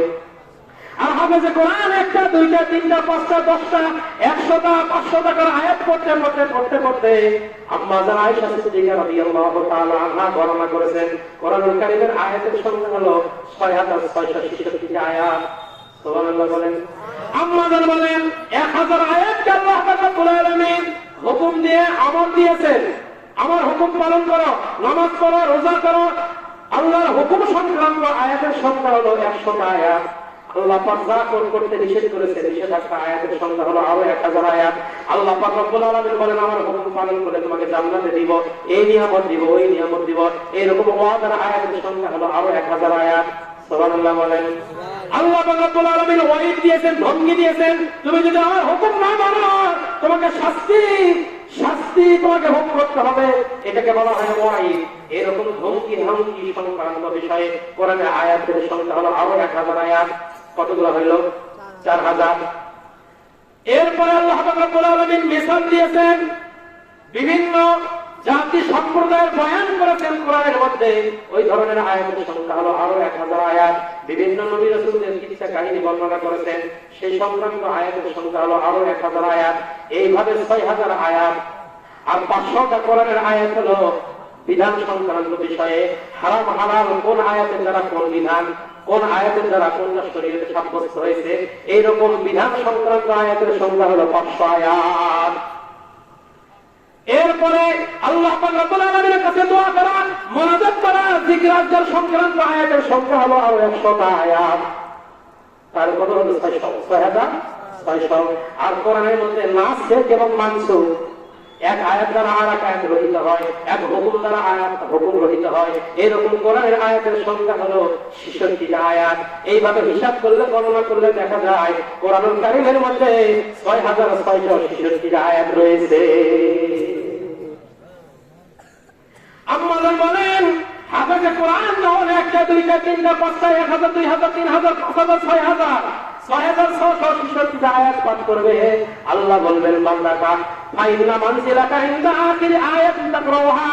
ও আমার আদরের বান্দা, ও আমার মহব্বতের বান্দা, আল্লাহর কোরআন যারা পড়ে পৃথিবীর মধ্যে তারাই সবচেয়ে আল্লাহ পাকের আদরের মহব্বতের বান্দা। সুবহানাল্লাহ বলেন। সুবহানাল্লাহ বলেন। সুবহানাল্লাহ। আল্লাহ বললেন পৃথিবীতে আমার অনেক কোয়ালিটি বান্দা ছিল, অনেক তাহাজ্জুদের বান্দা ছিল, অনেক শুকরগুজার বান্দা ছিল, অনেক নফল বন্দেগী কর্মওয়ালা বান্দা ছিল, অনেক দান সৎকা কর্মওয়ালা বান্দা ছিল, অনেক নফল রোজা আদায়ের বান্দা ছিল। তাদের জান্নাত, তাদের ইজ্জত অনুযায়ী, সম্মান অনুযায়ী ও আমার হাফেজে কোরআন বান্দা সবচেয়ে সর্বোচ্চ মর্যাদা তোমার 6666 বিল্ডিং এর মধ্যে তোমার স্থান। এই স্থানে দ্বিতীয় আর কেউ আসতে পারবে না। সেদিন কিয়ামতের দিন দুনিয়ার রাজা বাদশাহ, এমপি, মন্ত্রীরা, দুনিয়ার রাজা বাদশারা দেখবে আর বুঝবে আসল ইজ্জত করা কারা, আসল সম্মাননা কারা। সেদিন তাদের বুঝে আসবে। ইমাম আহমদ ইবনে হাম্বল রাহমাতুল্লাহি আলাইহির সন্তান বলতেন তাহাজ্জুদের মুহূর্তে, ও দুনিয়ার রাজা বাদশারা, আমরা আল্লাহর কোরআনের ইলম পেয়ে আমরা যে গর্বিত, আল্লাহ পাক রব্বুল আলামিন আমাদেরকে যে সম্পদ দান করেছেন, যে এলেম আমাদেরকে দান করেছেন, ওই এলেমের কারণে আমরা যে স্বাদ আর মজার মধ্যে আছি, আমরা যে শান্তির মধ্যে আছি, ওই শান্তির তথ্য যদি তোমাদের জানা থাকে, আমাদের সঙ্গে যুদ্ধ জিহাদ করে তোমরা ওই শান্তিকে তোমরা কেড়ে নেওয়ার চেষ্টা করতা। আসল শান্তিকে কেউ নাই, একমাত্র আহলে ইলম এবং আমলওয়ালা আল্লাহর কোরআনওয়ালাই শান্তিতে থাকে দুনিয়াতে। যদিও টাকাওয়ালা তারা কম হোক না কেন, আল্লাহর কোরআনের বরকতে আল্লাহ পাক রব্বুল আলামিন দুনিয়ার মধ্যে সবচেয়ে তাদেরকে শান্তিতে রাখেন। জোরে বলে সুবহানাল্লাহ। এই হাফেজের মর্যাদা একটু বললাম। হাফেজে যারা পিতা মাতা হবে তাদের ফজিলত আছে না নাই? হাদিসের মধ্যে এসেছে মা বাবা সন্তানকে যে কোরআন শিক্ষা দিতে হবে, এতটুকু বুঝের কারণে যে কোরআন শিক্ষা দিয়েছে, কাল হাসরের ময়দানে ওই মা বাবার মাথায় আল্লাহ পাক নূরের টুপি পরাই দেবে, যে টুপির আলো সূর্যের আলোর চেয়েও বড় অধিক হবে, উজ্জ্বলময় হবে। এই প্রসঙ্গে আমি একটা কবিতা লিখেছি, আপনাদেরকে কিছু শুনবেন? হাফেজ আলেমের মাতা পিতা কতই ভাগ্যবান। কি বললাম? হাফেজ আলেমের মাতা পিতা কতই ভাগ্যবান, রোজ হাসরে মাথায় হবে তাজ পরিধান। সুবহানাল্লাহ বলেন। হাসরের ওই কঠিন মাঠে হবে হাহাকার, সেই মুহূর্তে দেখবে সবাই কিনা চমৎকার। প্রশ্ন হবে মুকুট মাথায় কেবা কাহারা, প্রশ্ন হবে মুকুট মাথায় কেবা কাহারা, জবাব হবে হাফেজ আলেমের মা বাপ তারা। ওই সমস্ত মাতা পিতা কতই ভাগ্যবান, এই জগতে নাই কেহ হয় তাদের ওই সমান। এই জগতে সবার মধ্যে এলেমের ওই মান, সেই এলেমকে যাকে খুশি আল্লাহ করেন দান। সেই এলেমের গুণে আদম সম্মানিত হয়, সেই এলেমের গুণে আদম সম্মানিত হয়। ফেরেশতারা সিজদা করে কোরআনে তা কয়। যেই মুসলমান ভাই বোনের নিকট যিনি এলেম নেই, যেই মুসলমান ভাই বোনের নিকট যিনি এলেম নেই, তাহার মতো হতভাগা এই জগতে নেই। জলবের ঠিক না বেশি ভাইরা আমার, কাল হাসরের ময়দানে আল্লাহ পাক রব্বুল আলামিন 5টা প্রশ্ন করবেন। যে 5টা প্রশ্নের মধ্যে একটা প্রশ্ন আছে এরকম, আল্লাহ তাআলা দুনিয়ার কোন মানুষকে বলবেন না তুমি দুনিয়াতে ডাক্তার হওনি কেন, দুনিয়াতে তুমি মাস্টার হওনি কেন, দুনিয়াতে তুমি ইঞ্জিনিয়ার হওনি কেন, দুনিয়াতে তুমি বড় কর্মকর্তা হওনি কেন, দুনিয়াতে তুমি বৈজ্ঞানিক হওনি কেন, বলবেন না। বলবেন এতটুকু, দুনিয়াতে তুমি জরুরি পরিমাণ দ্বীনি ইলম কেন তুমি শিখো নাই? দ্বীনি ইলম শিক্ষার জন্য আমি আল্লাহ পাক রব্বুল আলামিন আমার নবীকে দুনিয়াতে প্রেরণ করেছি। এই কোরআনুল কারীম আমানত হিসেবে নবী সাল্লাল্লাহু আলাইহি ওয়াসাল্লাম রেখে গেছেন। এই কোরআনুল কারীমের জন্য তায়েফের ময়দানে নবীদের রক্ত ঝরেছেন। নবী সাল্লাল্লাহু আলাইহি ওয়াসাল্লামের উহুদের ময়দানে দন্দন মুবারক শহীদ হয়ে গেছেন। মুহতারাম হাজিরিন, এই কোরআন নবী দুনিয়া থেকে চলে গেছেন, অন্যান্য নবীরা দুনিয়া থেকে চলে যাওয়ার পরে তাদের প্রতি নাযিলকৃত কিতাবকে আল্লাহ পাক উঠায় নিয়েছেন। আর আল্লাহর নবী সাল্লাল্লাহু আলাইহি ওয়াসাল্লামের প্রতি কোরআনুল কারীম নাযিল হয়েছে। নবীজি দুনিয়া থেকে চলে গেছেন, আর এই কোরআন উম্মতের কাছে আমানত হিসেবে রেখে গেছেন। গরগরা খালি সবর যায় হাবিব, আহো গিলমা তোরা বাসুদ নসিব, তালিয়ে কোরআন আপসন্দিত সুরা, حور المالا جہمبار الشدا، حور الما جتنے نعمت ہے تو سب سے بڑھ کر نعمت دیدار تو، جنت و دوزخ سے یا رب کے کرو، آرزو ہے میں تجھے دیکھا کرو। ভাইরা আমার, আমি যে কথা বলতেছিলাম, জান্নাতের মধ্যে একজন ব্যক্তি যত নাজ নিয়ামত পাবে, হৌর গেলমান থেকে শুরু করে জান্নাতের মধ্যে বেহেশতের মধ্যে যত নাজ নিয়ামত পাবে, ওই ব্যক্তি যে আল্লাহর কোরআন যে ব্যক্তি বেশি বেশি পড়বে তার নিয়ামত 1000 লক্ষ কোটি গুণ বেশি হবে। সুবহানাল্লাহ বলুন না, স্বয়ং আল্লাহর কালাম। এই জন্য এক কবি বলেন, আবে জমজম খুরদা বুদম আবে সুরা কাই কোরআন, আবে জমজম খুরদা বুদম আবে সুরা কাই কোরআন, बादशाही करदाम पासी पानी कई गुनाम बादशाही करदाम पासी पानी कई गुनाम একজন আল্লাহর বান্দা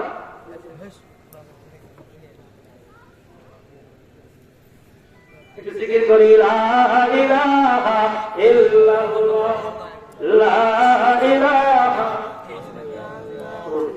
ভাইরা আমার সময় আছে মাত্র 15 মিনিট এজন্য আমি কিছু বলতে চাইলাম যে আমার একটু বোঝাই দিতে হবে কথাগুলো লা ইলাহা ইল্লাল্লাহ দেখো মাওলার কি খেলা बाज़े जंगर करबाला हसन हुसैन शहीद हाला तबू सरेरा इल्लल्लाह जोरे ला इलाहा इल्लल्लाह जोरे ला इलाहा ला इलाहा जार दिले आसे अल्लाहर भय জিকির করে সে নিরালাই আহারে নিরা ভালো লাগে না ভালো লাগে ইল্লাল্লাহ জোরে লা ইলাহা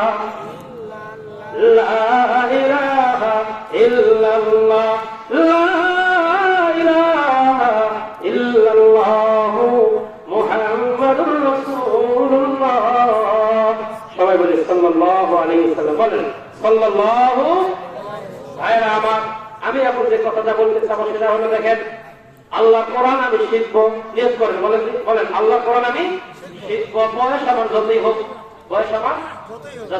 আল্লাহ কোরআন আমি শিখবো এবং আমল করবো এই কোরআন আল্লাহ নবী আমাদের কাছে আমানত রেখে গেছেন কি রেখে গেছেন বলেন মুফাসসিরিন কিরাম ইন্না আরাদনা আল-আমানাতা আলাস সামাওয়াতি ওয়াল আরদি ওয়াল জিবালি ফাআবাইনা আন ইয়াহমিলনাহা ওয়া আশফাকনা মিনহা ওয়া হামালাহা আল-ইনসান ইন্নাহু কানা যালুমান জাহুলা এই আয়াতের তাফসীরে বলেন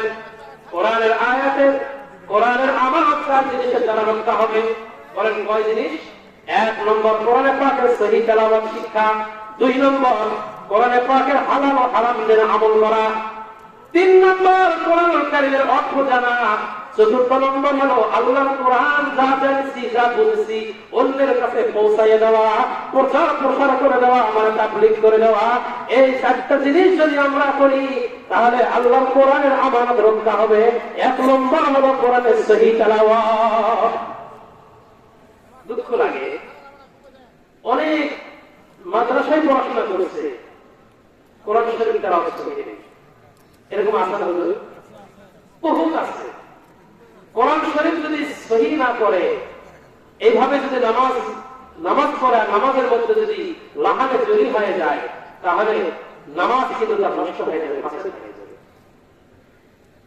তার লাহানে জড়ি কি জিনিস দেখেন এটাও একটা আমি আপনাদেরকে বোঝার সুবিধার জন্য বলি মনে করেন আলহামদুলিল্লাহি রাব্বিল আলামিন আলহামদুলিল্লাহ এখানে ওয়াও নাই তাহলে এক পেশ খাবার থাকলে তাকে বলা হরকতের উচ্চারণ তাড়াতাড়ি করতে হবে টানা যায় না আর যেখানে টান আছে সেখানে টেনে করতে হবে হরকত করা যাবে না কিন্তু এগুলো যদি আমরা করি তাহলে হবে লাহানে জড়ি কিভাবে বলে নাই হরফ বাড়াইয়া আছে হরফ কমাইয়া বুঝতে পারছেন যেখানে হরফ নাই হরফ বাড়া দিয়েছি যেখানে টান আছে সেখানে টানতেছি না নাই হরফ বাড়াইয়া আছে হরফ কমাইয়া হরফ হরফ জগমে উল্টা পাল্টা করিয়া এই ছয় প্রকার হারামে লাহানে জড়ি কয় লাহানে জড়ি হারাম লাহানে জড়ি পড়া হারাম লাহানে জড়ির হুকুম হারাম লাহানে জড়ি দ্বারা নামাজ খবর হয়ে যায়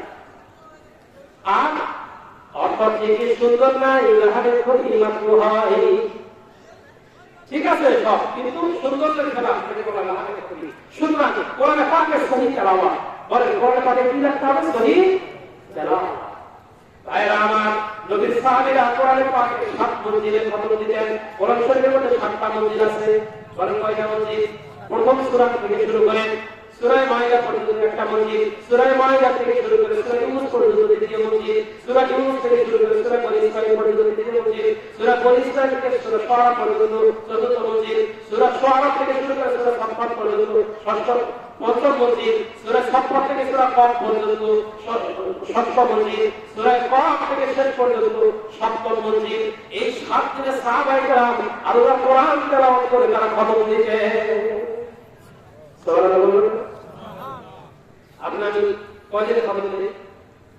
এখন আসছে তাফসীরে জালালাইন আল্লামা জালালউদ্দিন সুয়ুতী রাহমাতুল্লাহি আলাইহি সূরা বাকারা তাফসীরের হাশিয়ার মধ্যে তিনি বলেন, আল্লাহ পাক রব্বুল আলামিন 30 পারা কোরআন শরীফ নাযিল করার কারণ হইল অনেক সাধারণ মানুষ এক মসজিদ করে কোরআন তেলাওয়াত করতে পারবে না, অন্তত প্রত্যেক দিন যেন এক পারা করে কোরআন তেলাওয়াত করে। তাহলে 30 দিনে 30 পারা তেলাওয়াত করলে আপনার এক মাসে এক খতম হয়ে যায়। সুবহানাল্লাহ বলেন। চিন্তা করেন এক মাসে এক খতম হয়ে যাবে, তারা হইতে পারে? তাহলে আমরা কত পিছিয়ে আছি বলেন, কত পিছিয়ে আছি আমরা। এই জন্য বলি আল্লাহর কোরআন পড়া, আল্লাহর কোরআন শিখার মধ্যে দেখি, আল্লাহর কোরআন পড়ার মধ্যে দেখি, আল্লাহর কোরআন বোঝার মধ্যে দেখি, আল্লাহর কোরআনের কথা বলার মধ্যে দেখি, আল্লাহর কথা শোনার দ্বারা দেখি, আল্লাহর কোরআন নিয়ে গবেষণা করার দ্বারা দেখি, আল্লাহর কোরআন নিয়ে যেভাবে আপনি ব্যস্ত থাকুন না কেন জীবন ভর নফল ইবাদত করলে যা সওয়াব হবে, আল্লাহর কোরআনের সঙ্গে যদি আপনি সম্পৃক্ত থাকেন জীবন ভর নফল ইবাদত দেখি আল্লাহ দান করবে। ভাইরা আমার, হুজুর বলেছেন এই জন্য আমি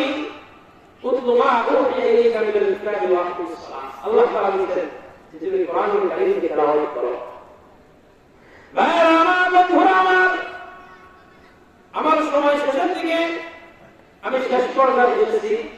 নবী সাল্লাল্লাহু আলাইহি ওয়াসাল্লাম 40 বছর বয়সের পরে গায়ে হেরাতে চলে গেলেন। 40 বছর অতিবাহিত হওয়ার পরে বিশ্ব জুড়ে একটা মানুষ, সারা দুনিয়ার মধ্যে একটা মানুষ যার আসমানে তার মাথা, পা করে জমিনের মধ্যে, মাঝখানে যেন একটা চেয়ারের মধ্যে বসে আছেন, তিনি আর কেউ না, তিনি হচ্ছেন হযরত জিবরীল আলাইহিস সালাতু ওয়াস সালাম। সুবহানাল্লাহ। জিবরীল আলাইহিস সালাতু ওয়াস সালাম এসে নবীকে বলেন, ওগো নবী, আপনি পড়েন। জিবরীল আলাইহিস সালাতু ওয়াস সালাম নবী ভয় পেয়ে গেল, বলেন বুখারী শরীফের মধ্যে, বুখারী শরীফের প্রথম জিলদে আউয়ালে আল্লামা ইমাম বুখারী রাহমাতুল্লাহি আলাইহি বাবু কাইফা কানা বাদুল ওয়াহী ইলা রাসূলিল্লাহ সাল্লাল্লাহু আলাইহি ওয়াসাল্লাম, ওই অধ্যায়ের মধ্যে আম্মাতুল আয়েশা সিদ্দিকা রাদিয়াল্লাহু তাআলা আনহা থেকে হাদিস বর্ণিত। নবীজি বলেন, আমি জিবরাইলের কথা শোনার পরে আমি ভয় পেয়ে বললাম, মা রাবি কারি, আমি তো পড়তে জানি না। জিবরিল আলাইহিস সালাম আবার বললেন, ইকরা হুজুর আপনি পড়েন। নবীজি বললেন, মা রাবি কারি, আমি পড়তে জানি না। এরপরে জিবরিল আলাইহিস সালাম নবী সাল্লাল্লাহু আলাইহি ওয়াসাল্লামের সঙ্গে আলিঙ্গন করলেন, মুআনাকা করলেন, বুকের সঙ্গে মুখ মিলালেন, এমন করে একটা চাপ দিলেন। নবীজি চিন্তা করলেন, হায় রে, এরা পর্বতটা আমার বুকের সঙ্গে যেন আমাকে এসে ধরা হয়েছে। এটা হলো কোরআনের চাপ। কিসের চাপ? বাস। ওই চাপের পরে আল্লাহ তাআলা রাব্বুল নবীজিকে একটা যোগ্যতা দিলেন। নবীজির জবান থেকে সঙ্গে সঙ্গে বেরিয়ে আসলো, ইকরা বিসমি রাব্বিকাল্লাযী খালাক, খালাকাল ইনসানা মিন আলাক, ইকরা ওয়া রাব্বুকাল আকরামুল্লাযী আল্লামা বিল কলম, আল্লামাল ইনসানা মা লাম ইয়ালাম। নাযিল হয়ে গেল সূরা আলাকের প্রথম 5টি আয়াত। সুবহানাল্লাহ। ভাইরা আমার, নবীজি সাল্লাল্লাহু আলাইহি ওয়াসাল্লাম আয়াতগুলি নিয়ে বিবি খাদিজা রাদিয়াল্লাহু তাআলা আনহার কাছে গেলেন, ভয় পেয়ে গেলেন, গিয়ে বলতেছে, ও খাদিজা, জাম্মিলুনি জাম্মিলুনি জাম্মিলুনি, কম্বল দ্বারা তুমি আমাকে ঢাকায় দাও, আবৃত করো, আমার ঠান্ডা লেগেছে, আমাকে শীত লেগেছে। নবীজি সাল্লাল্লাহু আলাইহি ওয়াসাল্লাম কম্বল ধরায় ঘুমায় আছেন। সুবহানাল্লাহ বলেন। মাঝখানে ওই বিরতি, এই বিরতি কালকে বলা হয় ফাতরাতুল ওহী, তাফসীরের পরিভাষায় বলা হয় ফাতরাতুল ওহী। দীর্ঘ 3 বছর ধরে যায় নবী সাল্লাল্লাহু আলাইহি ওয়াসাল্লাম কম্বল দিয়ে আছেন। হঠাৎ করে একদিন আল্লাহ পাক রব্বুল আলামিন জিবরিল ফেরেশতার মাধ্যমে সূরা মুদ্দাসসির নাযিল করে বলেন, ইয়া আইয়ুহাল মুদ্দাসসির কুম ফাআনজির ওয়া রাব্বাকা ফাকাব্বির, আল্লাহু আকবার।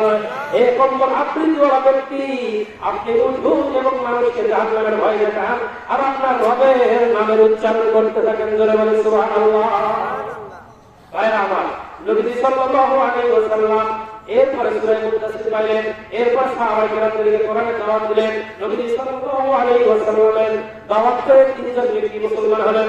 আবু বকর, যুবকদের মধ্যে আবু বকর সিদ্দিক রাদিয়াল্লাহু তাআলা আনহু, মহিলাদের মধ্যে হযরত খাদিজা রাদিয়াল্লাহু তাআলা আনহা, বালকদের মধ্যে হযরত আলী রাদিয়াল্লাহু তাআলা আনহু। সুবহানাল্লাহ বলেন। এরপরে নবী সাল্লাল্লাহু আলাইহি ওয়াসাল্লাম তাদেরকে কোরআন শিক্ষার জন্য, দ্বীনের তালিম শিক্ষা দেওয়ার জন্য দারে আরকামের ঘর নির্বাচন করলেন।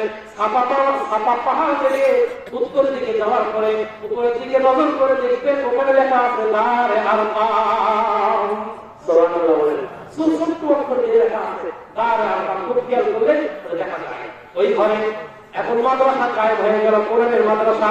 মক্কার জমিনে দারে আরকাম হলো কোরআনের সর্বপ্রথম এরা দোহার মাদ্রাসা হলো দারে আরকাম, কোরআনের শিক্ষা প্রতিষ্ঠান। জোরে বলে সুবহানাল্লাহ। এই মাদ্রাসা কথা বলে শেষ করে দিই। ভাইরা আমার, মুসলমানদেরকে নবী শিক্ষা দিতে লাগলেন। এরপরে নবী সাল্লাল্লাহু আলাইহি ওয়াসাল্লাম যখন দাওয়াত ও তাবলীগের কাজ শুরু করলেন, নবীদের উপরে অমানুষিক নির্যাতন করা শুরু হলো। নবী সাল্লাল্লাহু আলাইহি ওয়াসাল্লাম সাহাবায়ে কেরামদেরকে বললেন, তোমরা আবিসিনিয়ার নাজ্জাশী বাদশা হাবশার দেশে তোমরা হিজরত করো। এরপরে নবী সাল্লাল্লাহু আলাইহি ওয়াসাল্লাম সাহাবায়ে কেরামদেরকে পর্যায়ক্রমে দুইবার প্রেরণ করেছেন। নবী সাল্লাল্লাহু আলাইহি ওয়াসাল্লাম মক্কায় আছেন। মক্কা থাকা অবস্থায় হযরত মুসাইব ইবনে উমাইর রাদিয়াল্লাহু তাআলা আনহুকে মদিনার জমিনে প্রেরণ করেছেন, মদিনার মানুষকে আল্লাহর কোরআন, আল্লাহর দ্বীন শিক্ষা দেওয়ার জন্য। জোরে বলে সুবহানাল্লাহ। মদিনাতে মাদ্রাসা কায়েম হয়ে গেল। মদিনাতে ওখানে একটা মাদ্রাসা হয়ে গেল।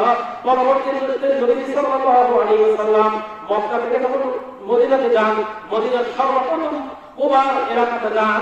যে কুবার মসজিদ নবী সর্বপ্রথম নির্মাণ করেন। মসজিদে নববীর আগে কিন্তু কুবা মসজিদ নির্মাণ হয়েছে। এই কুবা মসজিদে পরবর্তীতে প্রত্যেক শনিবার দিন নবী সাল্লাল্লাহু আলাইহি ওয়াসাল্লাম এসে নামাজ পড়তেন।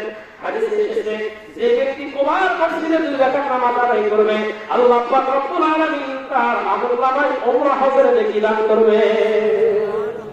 আল্লাহ পাক আমাদের কুবা মসজিদে আমি গিয়েছিলাম, ওখানে নামাজ পড়েছি, আল্লাহর কাছে দোয়া করেছি। এরপরে নবী সাল্লাল্লাহু আলাইহি ওয়াসাল্লাম মদিনাতে আসলেন। মসজিদে নববী তৈরি হয়ে গেল সাহাবায়ে কেরামদেরকে নিয়ে। আহলে সুফা নামক একটা জায়গা, যেটা হুজুর সাল্লাল্লাহু আলাইহি ওয়াসাল্লাম রাওযাতুল মিন রিয়াদিল জান্নাতের দক্ষিণ সাইডে, এটা খুঁজে পাওয়া মুশকিল। মদিনার বাগে জিবরিল একটা গেট আছে। আমি অনেক খোঁজাখুঁজি করার পরে আমি আহলে সুফাকে খুঁজে পাই না। তারপরে যেদিন আমরা ফিরে আসবো বিকালবেলা, আমি আল্লাহ তাআলার কাছে দোয়া করলাম, আল্লাহ আমি এখান থেকে চলে যাব, আর আমি আহলে সুফার ঘর আমি দেখবো না, আল্লাহ তুমি আমাকে সম্মান দাও। এরপরে এই রাস্তা দিয়ে যাবেন, বামে জিবির দিয়ে সোজা যদি আপনি উত্তরের দিকে পশ্চিমের দিকে যান, তাহলে আহলে সুফার এরকম ইট দিয়ে ঘেরা করা আছে। তো এরপরে ওখানে মাদ্রাসা শুরু হয়ে গেল। আমি যে কথা বলতে চাচ্ছি শেষ করে আর এই 2 মিনিটের মধ্যে শেষ করছি। ভাইরা আমার, নবী সাল্লাল্লাহু আলাইহি ওয়াসাল্লাম সাহাবায়ে কেরামদেরকে নিয়ে মাদ্রাসা, ওখানে দ্বীনি তালিম শিক্ষা দেওয়া শুরু করলেন। এরপর নবী সাল্লাল্লাহু আলাইহি ওয়াসাল্লাম দুনিয়া থেকে চলে যাওয়ার পরে খোলাফায়ে রাশিদিন তারা ওখানে মদিনাতে তারা বিভিন্নভাবে দ্বীনি তালিম দেওয়া শুরু করলেন। নবী সাল্লাল্লাহু আলাইহি ওয়াসাল্লাম দুনিয়া থেকে চলে যাওয়ার পরে আবু বকর সিদ্দিক রাদিয়াল্লাহু তাআলা আনহু পরে ওমর ফারুক রাদিয়াল্লাহু তাআলা আনহু আমিরুল মুমিনিন, খলিফাতুল মুসলিমিন, আমিরুল মুমিনিন হযরত ওমর ফারুক রাদিয়াল্লাহু তাআলা আনহু, তিনি কুফাতে নবী সাল্লাল্লাহু আলাইহি ওয়াসাল্লামের সাহাবা কিরামদের মধ্যে যারা সবচেয়ে বেশি কোরআন সহিহ পড়তে জানতেন, তাদের মধ্যে থেকে একজন সাহাবী হযরত আব্দুল্লাহ ইবনে মাসউদ রাদিয়াল্লাহু তাআলা আনহু।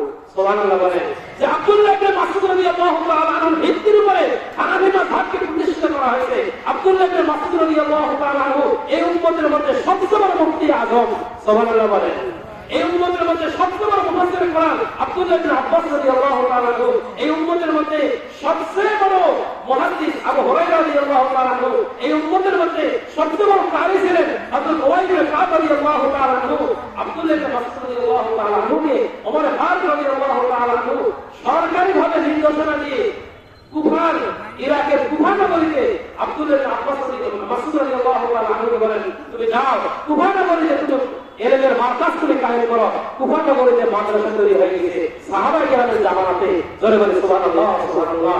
এরপর সাহাবায়ে কেরামের জামানা, তাবেঈনদের জামানা, তাবেঈনদের জামানার পরে মুহতারাম হাজির ইমাম গাযালি রাহমাতুল্লাহি আলাইহি নিজামুল মুলক বাগদাদের মধ্যে একটা মাদ্রাসা প্রতিষ্ঠা করেন।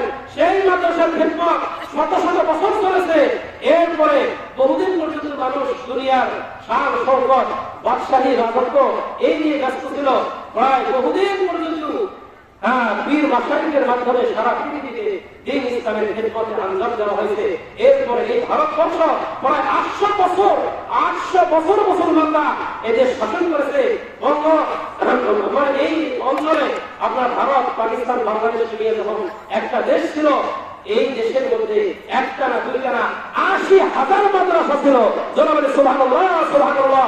এরপরে ব্যবসা শুরুতে লন্ডন থেকে ইংরেজরা এসে শাসন ক্ষমতা যখন তারা কেড়ে নেয়, এরপরে 80,000 মাদ্রাসাগুলিকে তারা ধ্বংস করে দেয়, মসজিদকে ভেঙে ফেলে, কোরআনের কপিকে জ্বালিয়ে ফেলে 14,000 ওলামায়ে কেরামদেরকে ফাঁসির কাছে ঝুলায়। মহাতারা ভারতের প্রধান এসে গেছে। আমি এই মাদ্রাসার ইতিহাসগুলি সংক্ষিপ্তভাবে বলেছি। এরপরে ইংরেজরা নিজের খরচে কলিকাতা আলিয়া মাদ্রাসা 1766 সালে 57 সালে তারা একটা আলিয়া মাদ্রাসা প্রতিষ্ঠা করে। কিন্তু এই মাদ্রাসার জন্য যথেষ্ট হয় না। এরপরে সারা দুনিয়াতে দিন প্রচার ইসলাম কিভাবে কায়েম হবে, সারা পৃথিবীর মানুষ কিভাবে ইসলাম পাবে, আল্লাহ ওলিদের চোখের পানির কান্নার বরকতে আল্লাহ পাক রব্বুল আলামিন 1866 সালে দারুল উলুম দেওবন্দ মাদ্রাসা প্রতিষ্ঠা হয়। এরপরে সারা পৃথিবীতে আমাদের বাংলাদেশে হাফেজদের মাদ্রাসা সর্বপ্রথম এইভাবে সারা পৃথিবীতে আনাচে কানাচে দিনী প্রতিষ্ঠান কায়েম হয়ে গেছে। তারই একটা শাখা, তারই একটা অংশ এই হাফেজিয়া মাদ্রাসা। এই মাদ্রাসার সঙ্গে যদি আমরা সম্পৃক্ত থাকি, ইনশাআল্লাহ আল্লাহ নবী বলেছেন খায়রুকুম মান তাআল্লামাল কুরআন ওয়া আল্লামা, যারা কোরআন শিখবে, যারা শিখাবে, তারা যেমন উত্তম। এই মাদ্রাসার সঙ্গে বিভিন্ন ভাবে যারা সম্পৃক্ত থাকবে, সহযোগিতা করবে, তারাও আল্লাহ পাক রব্বুল আলামিনের দরবারে উত্তম হবে। এই মাদ্রাসার ওসিলায়, কোরআনের ওসিলায় কাল হাসরের ময়দানে এই কোরআনকে তাদেরকে সাফায়াত করে আল্লাহ জান্নাতে দেবে। আল্লাহ পাক রব্বুল আলামিন আমাদের সবাইকে যে কথাগুলো শুরু থেকে এই পর্যন্ত বলা হলো সেই কথাগুলো আমল করার তৌফিক দান করেন। সবাই বলে আমিন, সবাই বলে আমিন। ওয়া আখিরু দাওয়ানা আলহামদুলিল্লাহি রাব্বিল আলামিন। আসসালামু আলাইকুম ওয়া রাহমাতুল্লাহ।